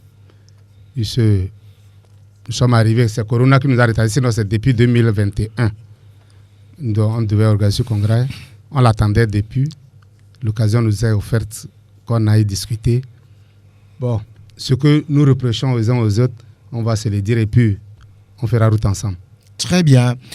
Beaucoup de courage à vous. Merci d'être venu, Marus Yayo Kabissa. Et à très bientôt. À bientôt, c'est à moi de vous remercier. Merci. Et nous vous espérons que vous serez avec nous samedi prochain. On sera là, naturellement. Merci beaucoup. Allez, à très bientôt. Il faut assurer le déplacement. Il n'y a pas de souci, nous prendrons des dispositions. Alors, voilà, on va marquer la pause et après, on va continuer par les championnats et surtout le tirage au sort de la CAN 2022 au niveau des dames. Le Togo qui hérite du Cameroun, de la Zambie et de la Tunisie. Les réactions de Tommy Tikaye après ce tirage au sort et puis de la capitaine Nathalie Badaté à suivre dans cette émission. Et là, on va continuer très rapidement avec la première journée des playoffs au niveau de la deuxième division nationale de football. Ça commence cet après-midi avec le sommet de cette première journée. C'est bien le premier de la poule A, Étoile Filante, qui reçoit le premier de la poule B, Fouadan de Dapaon, Prosper Agbouklou. C'est un match, hein. Il y aura match parce que là, c'est les leaders au niveau des deux poules de la phase régulière. Et surtout, très très grande attention pour l'Étoile Filante de Lomé. Moi, j'ai eu un jauge par rapport à ces deux équipes lors de la Coupe de l'Indépendance. Les deux équipes ont affronté à l'époque la meilleure équipe de la première division. À l'époque. Et il y a eu deux résultats différents. Lasco avait battu Étoile Filante 3-1, alors que Fouadan n'avait pris qu'un but. Donc je crois que à partir de là, les étoilistes doivent tirer toutes les conclusions. Et Ben Adjakpa et son équipe ont un impératif de résultats. Maintenant, il faut mettre en garde les étoilistes parce que moi je les ai vus au départ, lors des toutes premières journées. C'était une équipe disciplinée, constante, qui faisait le jeu. Mais par après, j'ai compris que les joueurs ont piqué la grosse tête, à mon avis. Et les derniers résultats n'ont pas été suffisamment bons. C'est vrai qu'ils ont gagné le dernier match contre la JC, mais c'est un Souma qui sort. Donc je crois que s'ils sont conscients, Fouada viendra ici pour chercher les 3 points, étant en déplacement. Donc il y a un gros boulot qui attend donc, les étoilistes. Et c'est un match à suivre coûte que coûte. Agbossime, terrain d'Agaza, des forces égales, Étoile Filante, Fouadan, Edem. Difficile de se prononcer par rapport aux forces en présence. Difficile de jauger les deux équipes parce qu'on n'a pas vu évoluer Fouadin. C'est au niveau du septentrion que Fouadin a disputé la phase régulière et donc nous qui étions à Lomé, nous n'avons pas eu cette occasion de voir face à face cette équipe se produire sur la pelouse. Mais on a beaucoup plus vu l'équipe de l'Étoile filante. Je pense qu'après quelques semaines de repos, les clubs reviennent pour la phase de play-off, les 6 clubs qualifiés. Mais honnêtement, je pense que l'Étoile filante est un peu au-dessus par rapport à Fouadin. C'est vrai. C'est le sentiment qui se dégage quand on regarde un peu le parcours de l'Étoile filante au niveau de la phase régulière. C'est une équipe qui a affiché ses ambitions de retour en première division. Vous prenez aujourd'hui le président Wilson Bahoun Tété, il met beaucoup de moyens, ça il faut le reconnaître. J'ai même eu dire que lors du match de la demi-finale contre Asco de Kara, on avait mis une enveloppe de 5 millions ou 2 millions, entre 2 ou 5 millions.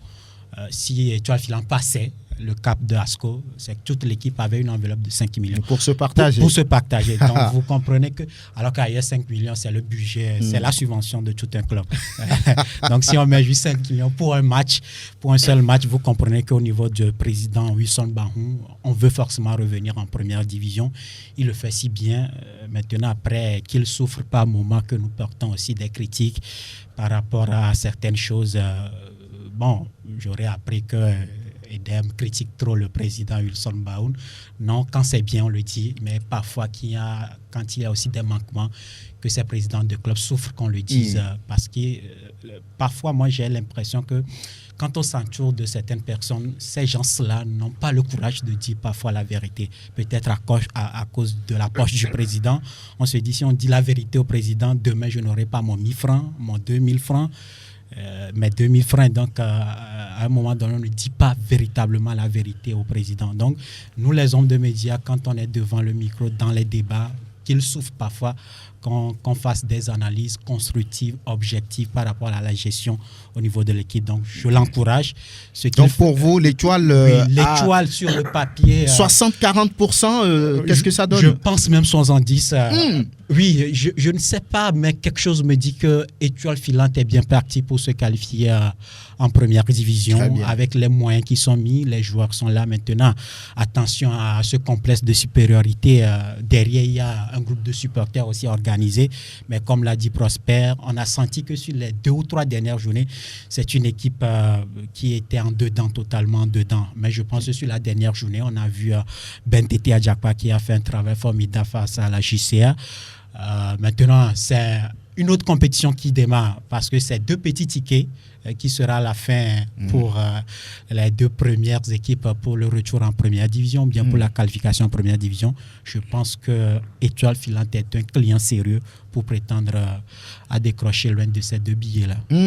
Mohamed Touré, l'Étoile filante face à Fouadin aujourd'hui, Edem l'a dit, on n'a pas forcément vu Fouadin évoluer, mais ce club est leader au sortir de la phase régulière dans la poule B.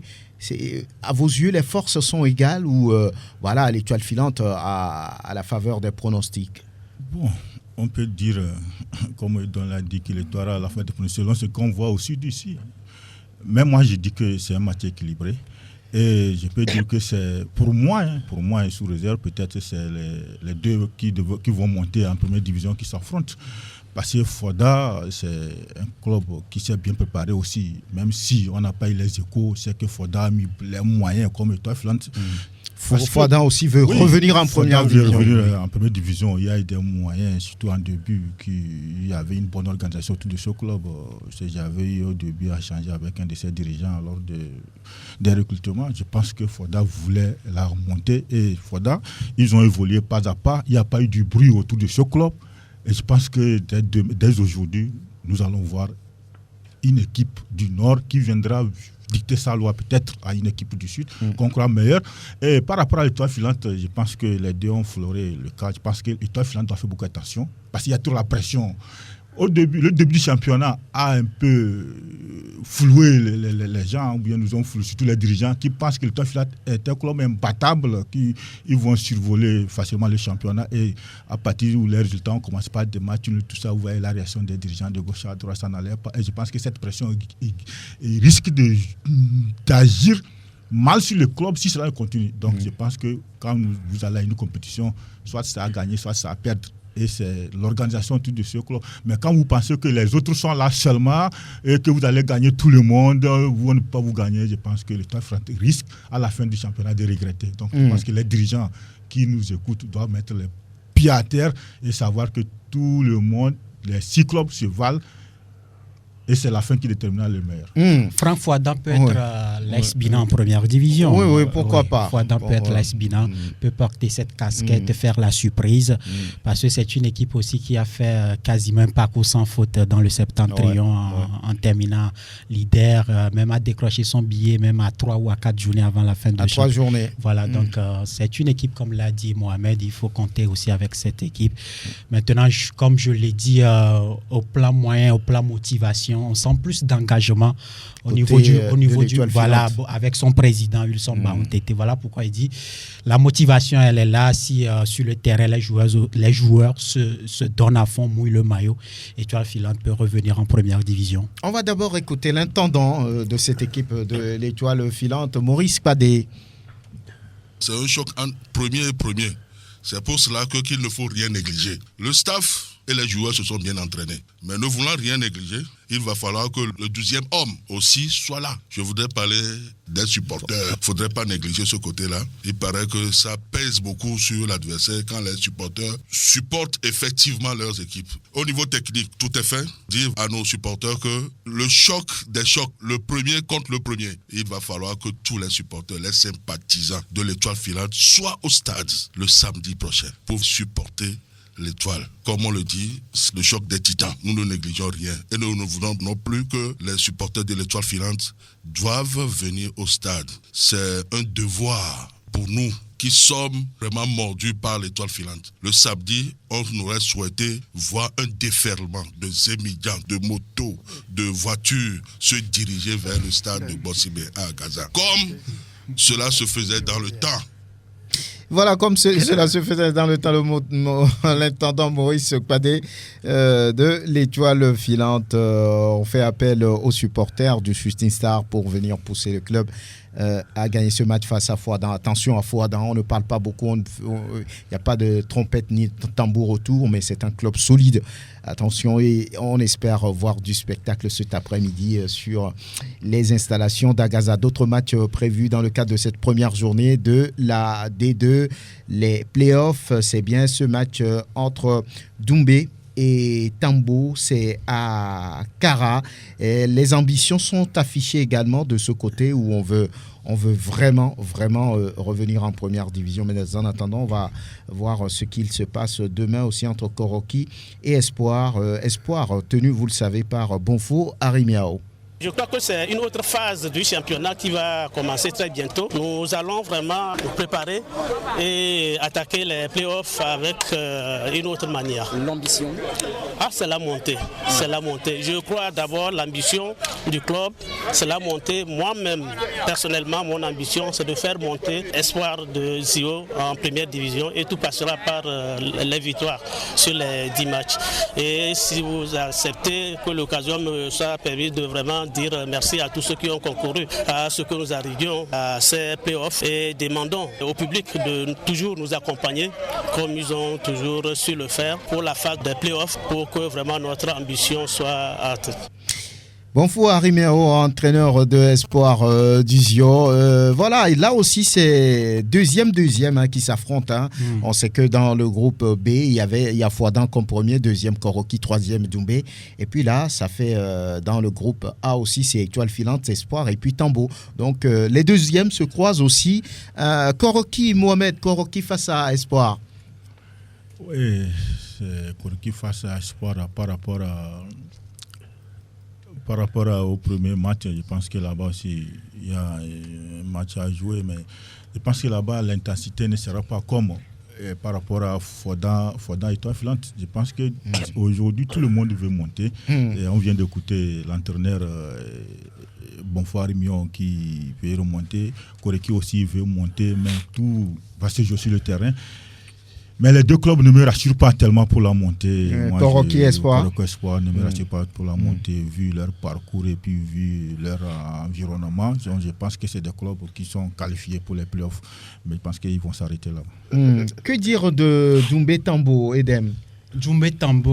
Là également, les objectifs sont clairs. Hein. C'est d'intégrer la division d'élite la saison prochaine. Oui, bien évidemment, surtout avec l'honorable Ametodi Henri Michel, qui aussi met beaucoup de moyens au niveau de cette équipe, beaucoup plus au niveau des joueurs, du staff technique. Mais Tambo reste une déception, une grosse déception. Même si Tambo a réussi à obtenir son ticket pour la phase de play-off, pour moi, Tambo reste une grosse déception de la phase régulière. Souvenez-vous que lors de la saison 2020-2021, Tambo a fait un parcours extraordinaire, magnifique, avant de tomber en demi-finale face à Kakadel de Défalé.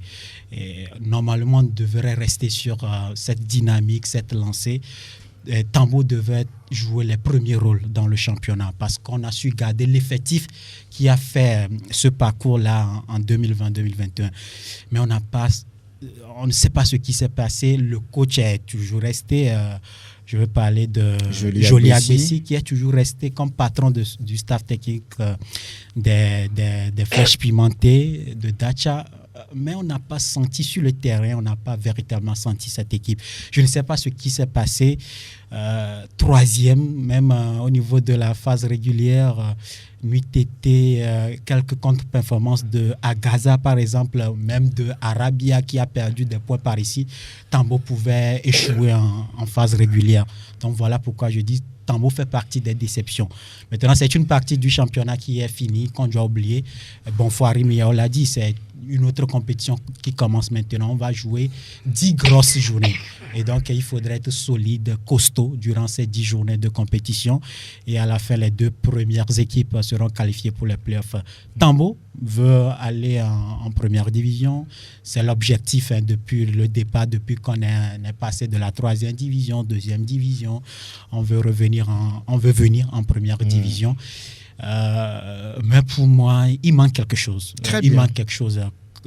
C'est quelqu'un qui parlait entre-temps de psychologue. Je ne sais pas si l'échec de il faut en trouver à Tambo. À Tambo. Pourquoi pas faire un travail psychologique pour leur dire, voilà, vous êtes capable d'aller au bout, les moyens sont là.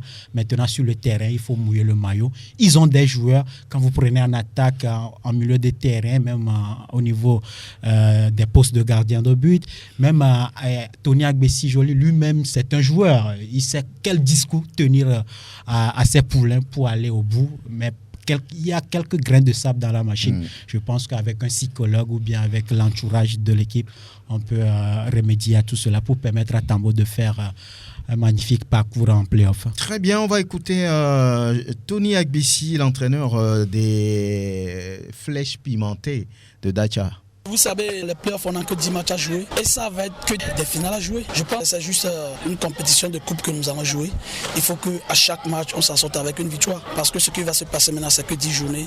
Il faut qu'à chaque fois, on arrive à arracher des victoires. C'est justement sur ce plan que nous allons préparer psychologiquement nos gars. Parce que ce qui va se passer sur les playoffs, ça ne sera pas seulement technique et tactique, ça sera beaucoup plus psychologique. Il faut aussi beaucoup de motivation et de la volonté.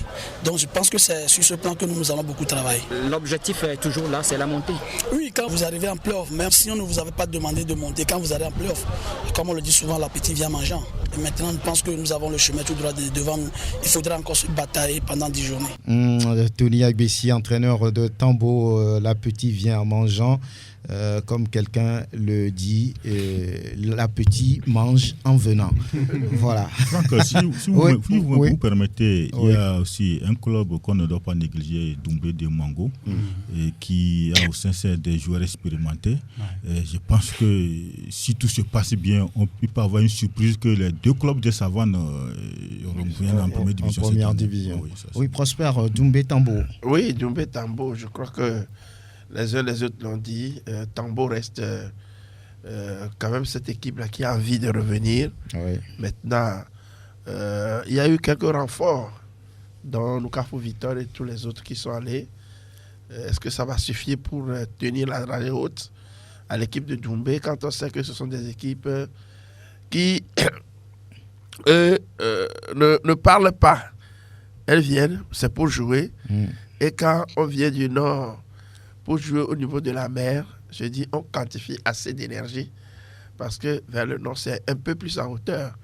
Et quand on vient vers le sud, on est au bord de la mer. C'est ça qui fait que souvent, ces équipes-là, qui restent longtemps, parce que ça fait longtemps, Doumbé n'a pas joué au sud. Ça fait longtemps, Fouada n'a pas joué au sud. Donc, ce n'est pas des trucs fréquents. Donc, ils ont fait tout leur cursus pendant là-bas déjà par rapport à cela. Donc, c'est un match que Tambo doit prendre vraiment au sérieux parce que les premiers matchs sont le déclic. Très bien. Voilà, les matchs, vous les connaissez, Doumbé, Tambo, à Sokodé, on aura Espoir qui joue contre Koroki, et puis le sommet dont on parle, Étoile filante Fouadan, cet après-midi au niveau d'Agaza à Bossimé.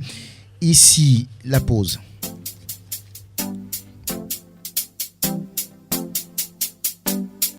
Parlons très rapidement de la 5e journée des playoffs au niveau de la D1 nationale avec ce match aujourd'hui à Kara entre Asco et puis Dito. Asco peut-être pas encore remis de la défaite de la dernière fois, on verra bien.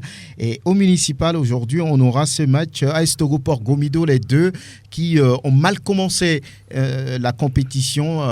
Pour le moment, ça ne marche pas pour les portuaires. Gomido également a 2 petits points après 3 journées, ce qui veut dire que voilà, on va tenter de se relancer dans ce match. Et le match de demain là-bas à Kara, ce sera ASK Asbina, un match qui promet parce que c'est, on va dire, l'Asbina est co-leader avec Asco de Kara. Cette équipe, quoi qu'on dise, est en place, elle surprend, elle fait son jeu.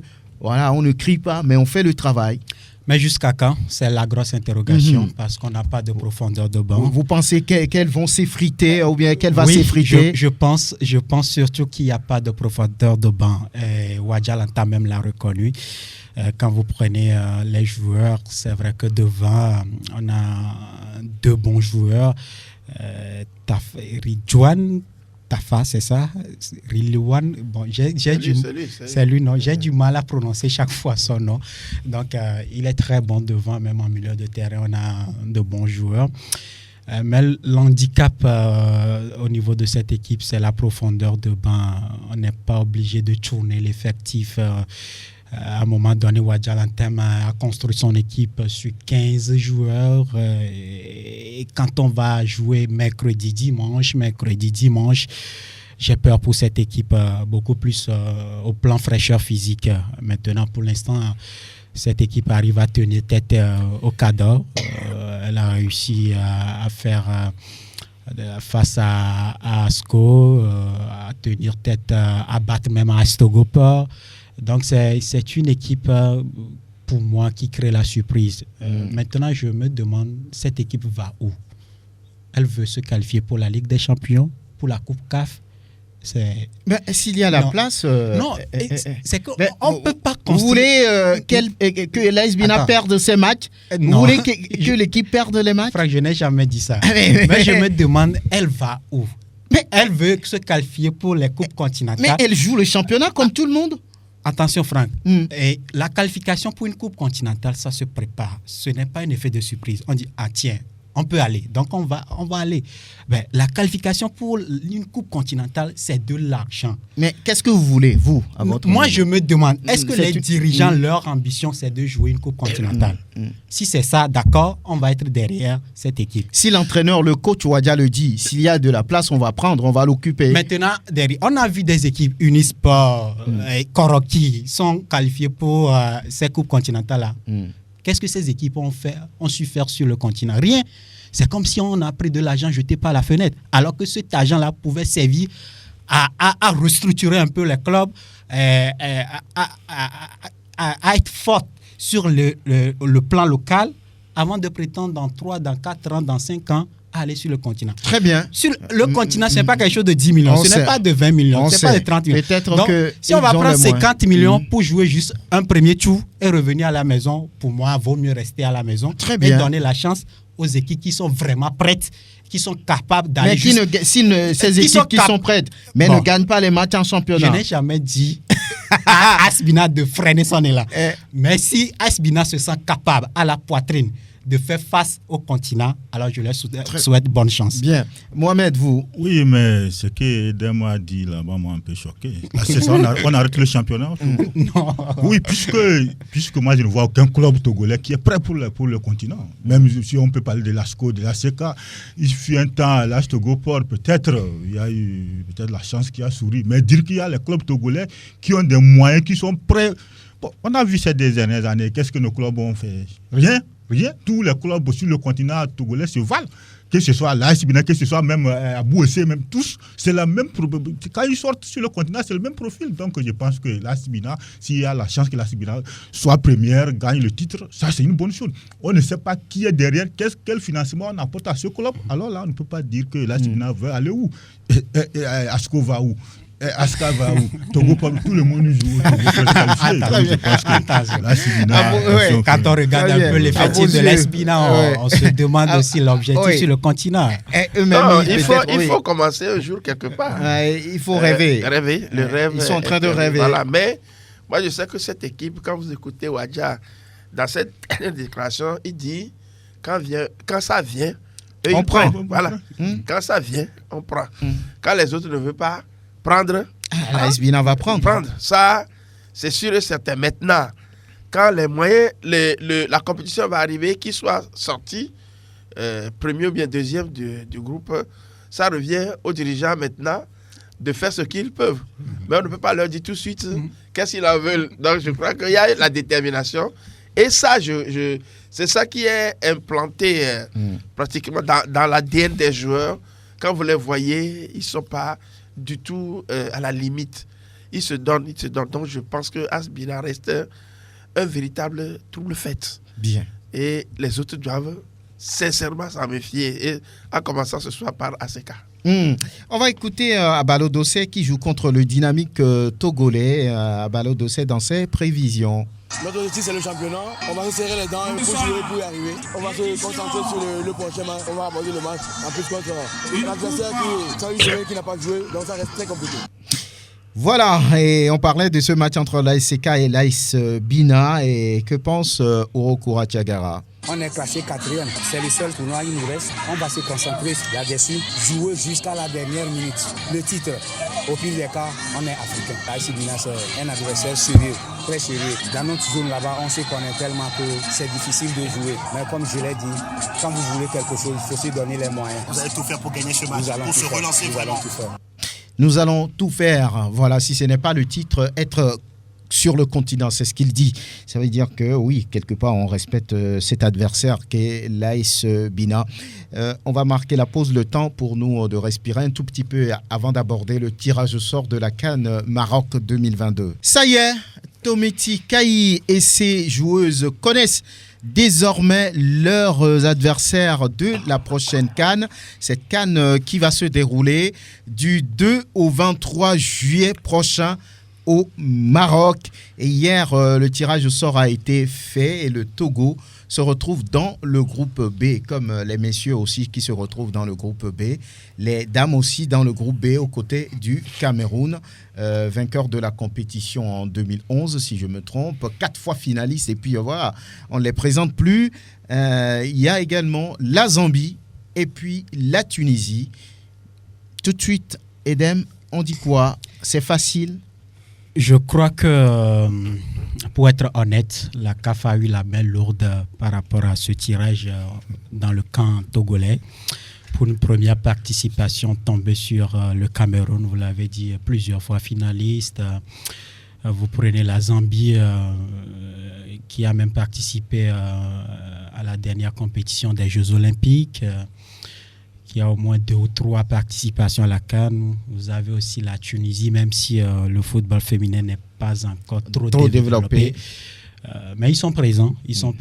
Donc, pour moi, c'est un tirage très compliqué, pour être honnête.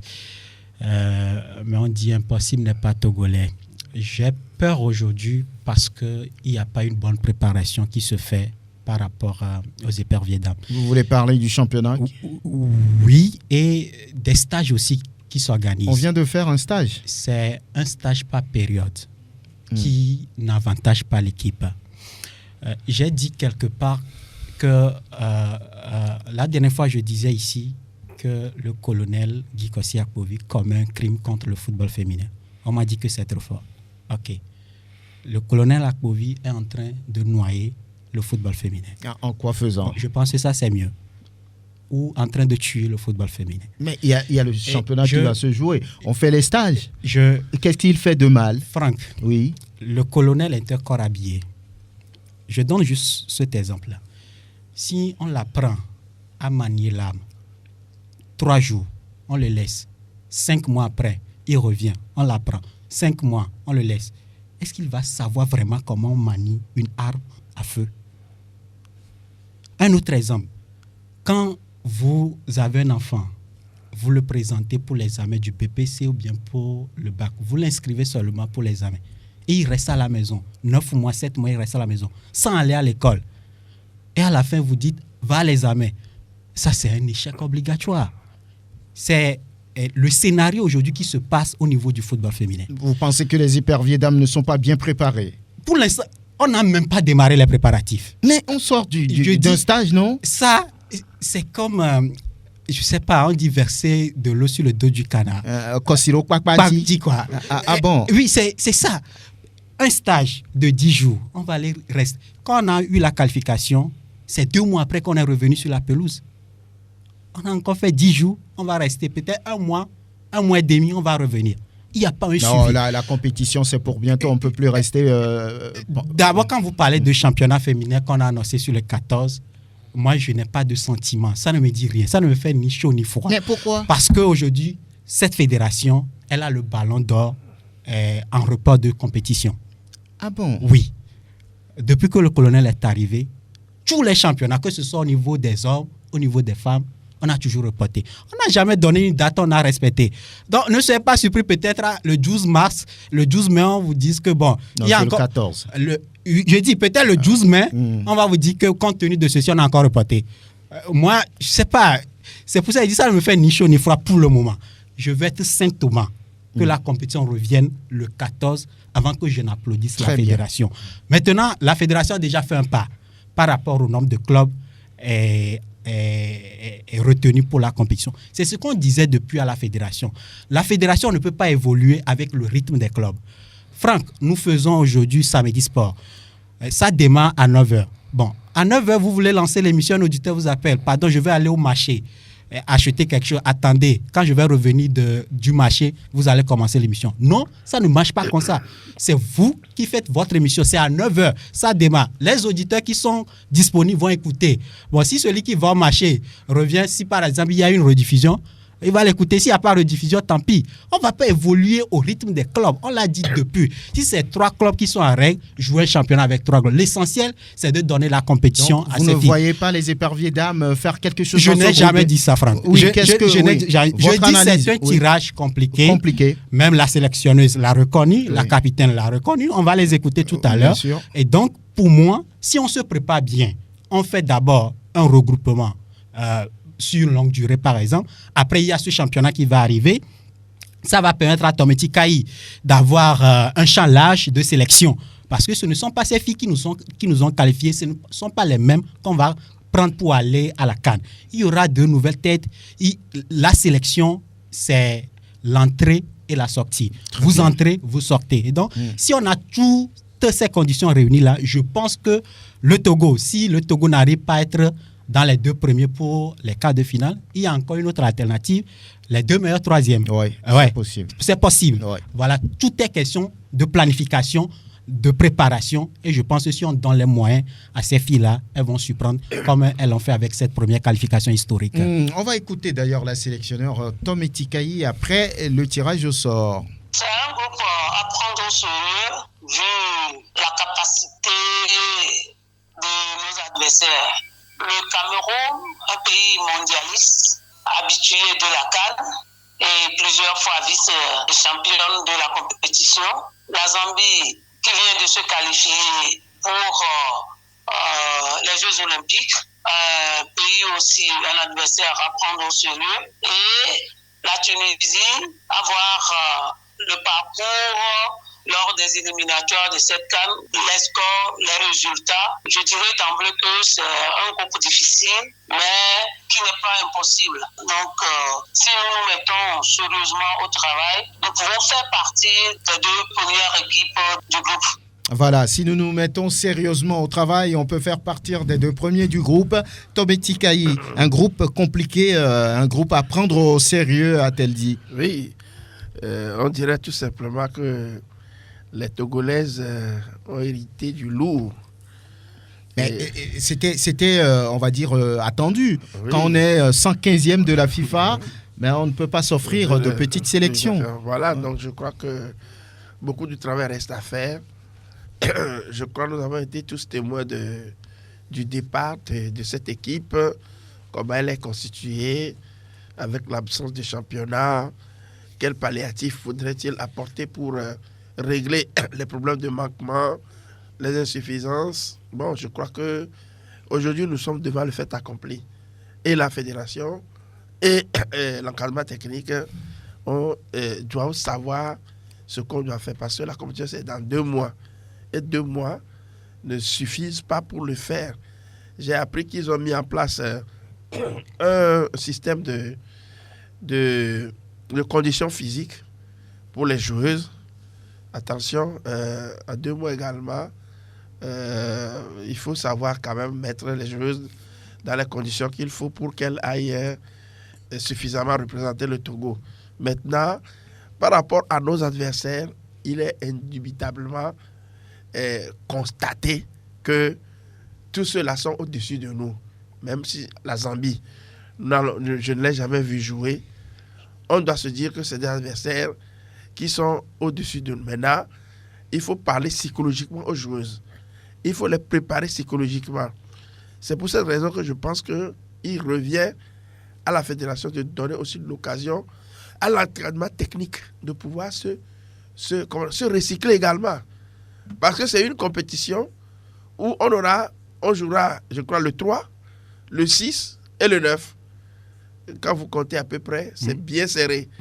Et entre les 3 matchs, il y a aussi les entraînements qu'il faut faire. Donc, ce cumul-là d'une semaine, c'est là où on voit les équipes les plus fortes.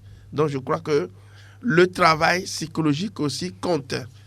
Maintenant, vous parlez de recyclage. Est-ce qu'il y a encore le temps d'envoyer, par exemple, Tobeti Kayi en stage de recyclage? Bon, vous savez, quand on veut quelque chose, on met les moyens. Oui, parce que moi, je l'ai dit toujours que l'encadrement technique également a besoin de ça. Ils ont ce qu'ils peuvent faire, ils l'ont déjà fait. Maintenant, on rentre dans une autre configuration. Et que cette configuration-là, c'est les meilleurs qui vont jouer maintenant. Il n'y a plus de petites équipes, comme on dit souvent. Mais là-dessus, il faut maîtriser les rouages de la compétition. On n'a jamais été... Quand les locaux au Chan sont éliminés, tout le monde a parlé de quoi? De l'inexpérience. Tout le monde a parlé de l'inexpérience. Surtout sur le 3e match. Sur le match, vous voyez à peu près. Donc, tout ça là, ça s'acquiert. On peut mettre 11 joueurs sur le terrain qui soient pimpantes. Mais quand on n'a pas un cadrage psychologique, tout ça là ne donne pas. Donc, il y a du travail à faire. Et je pense que l'encadrement technique a mis un planning. Et je crois que la fédération et le ministère des Sports doivent vraiment aider à ce que les filles soient mises dans les conditions idoines. Et que désormais, on ne voyage pas sans la presse. Oui. Vous parlez encore de ça? Vous pensez que la fédération pense à la presse? Oui, il faut leur rappeler. C'est difficile au niveau des hommes. Vous le demandez chez les dames. Au niveau des on a besoin de ça. On a besoin. Je crois qu'ils sont des couloirs de transmission. Les dirigeants de la fédération et du ministère sont des couloirs de transmission vers là où on doit le faire. Donc, pour que ces joueuses-là se sentent aussi entourées. Oui, voilà. Quand on a la presse Il y a tout ça, ça motive. Ouais. Donc je crois quand même que le Togo n'est pas le pays le plus affamé. On a les moyens pour le faire. Maintenant, il faut y aller pour que ces filles-là se retrouvent au Maroc, c'est-à-dire requinquées. Dans les meilleures conditions. Voilà. Mohamed Touré, oui, c'est fait maintenant. Comme les hommes dans le groupe B, les dames aussi sont dans le groupe B. Je ne sais pas trop pourquoi. Aux côtés du Cameroun, de la Zambie, de la Tunisie. Mais la Tunisie, oui, c'est pas encore, on va dire, un foudre de guerre en matière de football féminin. La Zambie également, ce n'est pas. Est-ce que le Togo ne peut pas regarder dans les yeux de ces deux sélections? Parce que peut-être, on sait que le Cameroun, c'est autre chose. Hein. Il faut pas. Bon, on est en football, tout peut arriver. Oui, avant d'aborder cela, permettez-moi passer de saluer le travail du coach adjoint de Tomoti Kayiki, Aminito Abalo, Aminito à côté plutôt. Oui. Qu'on ignore peut-être le travail qu'il est en train de faire, mais moi je pense que si aujourd'hui on est arrivé là-bas, il a son mot à dire et il fait beaucoup de travail, il faut le saluer. Sans oublier Tometi Kayi aussi. Oui, non, ça l'autre ne peut pas parler puisque souvent on parle d'elle. Oui. La solution, on ne parle pas de lui alors qu'il fait un beau travail, c'est pourquoi j'ai évoqué son nom. Je pense comme tu viens de le dire, entre-temps que le président veut tuer le football. Moi, je ne dis pas le président, nos autorités, peut-être le football féminin déjà mort, ils veulent l'enterrer. Mais c'est l'amour du public pour ce sport qui retient encore le football féminin. Mais je pense qu'aujourd'hui, en patriote, je dirais bonne chance à nos dames. Mais c'est difficile. Il ne faut pas qu'on se le dise. Avec ce qu'ils sont en train de faire, les préparatifs, je pense que ça serait difficile pour nous-mêmes de gagner même une rencontre. Si cela continue. Puisque moi, je me disais que lorsqu'on était du retour du Gabon, mais je pensais vraiment voir cette formation vraiment prendre au-dessus, c'est-à-dire que sur les hommes. Et je me suis posé à un moment une question, est-ce que ou bien c'est interdit d'envoyer les femmes en stage dans un autre pays? Et si je ne me trompe pas, on a prévu une mise au vert bientôt, soit en Tunisie, soit au Maroc. C'est insuffisant. Il faut pas attendre la Tunisie. Maintenant, ça sera au Maroc. Vous savez, c'est une compétition, on n'a pas de championnat. Et du sort, le travail des uns des autres a fait que nous sommes qualifiés. Avant la mise au vert, il fallait des stages, des formations, des stages pour cette équipe. On méritait beaucoup de choses. Je ne sais pas si leur qualification c'est resté au niveau de la fédération du ministère, c'est allé ou bien c'est parti jusqu'au haut lieu. Normalement, cette dame, ces joueuses, cette équipe nationale féminine devait être vraiment bien entretenue, plus que les hommes, puisque c'est une première. Et aujourd'hui, si on parle du Cameroun, du Nigeria, Guinée équatoriale, de l'Afrique du Sud, de la Guinée équatoriale, qui n'est pas là d'ailleurs. Ils sont venus de quelque part. Ils se sont qualifiés pour une première fois d'abord avant d'aujourd'hui devenir des grandes puissances, des grandes nations de football féminin. Mais si, malheureusement, au Togo, on est qualifié. Les gens ont pleuré, on a vu des gens pleurer de joie. Et aujourd'hui, ces pleurs risquent de s'envoler comme ça, ce n'est pas bien. Il faut que nos autorités reviennent sur terre, savoir qu'aujourd'hui, nous devons bien entretenir nos filles pour un bon résultat. Mais si ce que nous attendons de gauche à droite, des stages à avorter, des négociations, le silence qui entoure cette équipe, ça ne nous avantage pas. Oui, Edem. Franck, pour finir sur le sujet. Oui. Non, peut-être pas pour finir. Bon, okay. À votre niveau, peut-être. D'accord. Personnellement, je n'attends pas grand-chose au niveau des éperviers dames, beaucoup plus sur l'aspect sportif. Mais au-delà, il faut mettre dans la tête du staff technique, des joueuses, qu'on ira au Maroc et c'est une occasion pour les joueuses. Ça sera aussi une vitrine de se vendre. Moi, l'objectif qu'on devrait peut-être assigner, si au plan sportif, on ne peut pas aller loin dans la compétition, il faut faire jouer les filles pour qu'à la fin, on ait au moins une dizaine qui sont sollicitées peut-être en national en France, au niveau de la Belgique, en Espagne. Ouais. Et dans 2 ans, dans 3 ans, aujourd'hui, on a peut-être 3 ou 4 qui sont à l'étranger. Mais si on a un lot de 10, de 15, ben imaginez notre équipe nationale dans 4 ans, dans 5 ans, avec la progression de ces joueuses-là. Pour moi, ça doit être peut-être le premier objectif. Ouais. Après, si le bonus arrive, on se qualifie pour les quarts de finale. Est-ce que sincèrement, le Togo ne peut pas avoir, au pire des cas, un de ces tickets de meilleur troisième? C'est possible. C'est possible parce que lorsqu'on regarde, le Burkina est là pour la première fois. Le Sénégal, ce n'est pas un foot de guerre. La Burundi, tout ça. Burundi. Oui. Il y a des sélections qui ne se sont pas qualifiées. La Guinée équatoriale, par exemple, les Black Queens ne sont pas là. Donc peut-être c'est une chance. C'est une chance. Voilà pourquoi je dis le Togo aussi a son mot à dire. C'est pour ça que j'insiste sur la préparation. Parce qu'on va jouer contre le Cameroun qui est une équipe athlétique. La Zambie, même chose.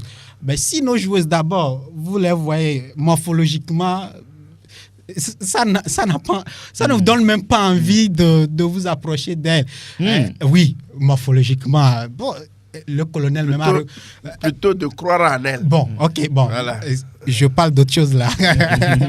De croire en elle. Même le colonel Akovi, la dernière fois, quand cet équipage veut contre les U20, ça aussi, c'est une autre anomalie qu'on répète chaque fois. Qu'est-ce qu'on veut chercher en jouant avec les garçons, écoutez, frère, un garçon U20, c'est toujours un garçon. Ayons le courage de le dire. Moi, je ne sais pas ce qu'on cherche à jouer avec les garçons U20, U17, tout ça là. Non, c'est la condition physique. Non. Il y a certains jeux, il ne faut pas qu'on l'encourage. Oui, ça coûte quoi à la fédération de chercher des matchs amicaux avec les sélections nationales féminines du Burkina, du Ghana, du Nigeria, ou même avec les clubs féminins bien structurés dans les autres clubs. On peut l'avoir au Ghana, on a Ajax Ladies, on a tellement de clubs féminins aujourd'hui qui sont bien structurés avec lesquels on peut jouer. Mais chaque fois on joue avec les U20, les forces d'abord ne sont pas équilibrées. Moi, la dernière fois, à un moment donné, les garçons ne voulaient plus marquer, ne voulaient plus jouer à fond parce qu'ils se disaient que voilà, ils trimbalaient trop les filles. Donc, ça ne permet pas de ce n'est pas les mêmes sensations. Voilà, ça ne permet pas de jauger réellement le travail qui se fait. Peut-être la condition, c'est dire, bon, on ne sait pas, mais pour moi, ce n'est pas bien. Le colonel, même la dernière fois, a reconnu que nos filles n'ont pas de muscles et tout ceci. Pour finir sur le sujet, je disais, tant qu'on ne donne pas d'importance au football féminin, j'ai discuté avec quelqu'un la dernière fois au nord du pays. On a pris une fille, un garçon, comme ça, en une matinée, même pas en une matinée, en 2 heures de temps. On a juste appris quelque chose avec le ballon à cette fille, à une fille, à un garçon. Mais à la fin, on est surpris que ces filles-là arrivent à faire du bon jonglage, arrivent à bien taper dans le ballon en 2 heures ou en 3 heures de temps au nord du pays. Ben, ces filles-là, ces garçons-là, s'ils n'ont pas de compétition, comment est-ce qu'ils peuvent exprimer leur talent? Ils sont peut-être quelque part dans le nord là. Quand ils se réveillent, c'est aller au champ, peut-être revenir, c'est tout. Mais s'il y a une compétition féminine, on joue sur toute l'étendue du territoire. Ces filles-là vont intégrer peut-être un club, ils vont jouer et on va détecter ces talents. Au Togo, on aime les produits finis. On n'aime pas nous-mêmes former. C'est ce que moi je pense aujourd'hui du football féminin. Aujourd'hui, on va peut-être sortir la liste des 23 joueuses qui iront à la CAN. Vous allez voir peut-être les internationaux dedans. Nous-mêmes, on peut former. Aujourd'hui, il y a les clubs qui forment les joueuses, académie, Futusta. Mais est-ce qu'un jour la fédération a fait un accompagnement financier à ces clubs-là? Ne serait-ce même d'acheter 50 paires de godasses pour aller donner, pour dire, vous formez les joueuses pour nous. Et on n'a même pas de championnat, mais c'est grâce au travail que vous faites dans les clubs-là qu'on arrive à avoir des joueuses en équipe nationale. Aujourd'hui, on parle d'éperviers féminins ou bien d'éperviers dames U20 qui vont aussi participer à un tournoi qualificatif. On va trouver les U20 là où on joue un championnat U20, c'est dans les centres qu'on va ramasser ces joueuses U20-là. Mais ces centres-là, il faut les accompagner. Et c'est ce qui manque aujourd'hui. Donc pour moi, l'essentiel, ce n'est pas d'inscrire les clubs, les sélections dans des compétitions de la CAF, de la FIFA, ainsi de suite. Il faut partir à la base, le fondement même. Engager, c'est simple. Je l'ai dit tout à l'heure, envoyer le nom de ton enfant pour le BPC, ça ne suffit pas. Il faut un suivi. Il faut l'amener à l'école, peut-être lui donner un répétiteur, tout cela. C'est ça aussi la compétition des dames. Mais au niveau de la FTF, on ne le pense pas. Parfois, quand on le dit, on pense qu'on est en mission contre le colonel Akovi.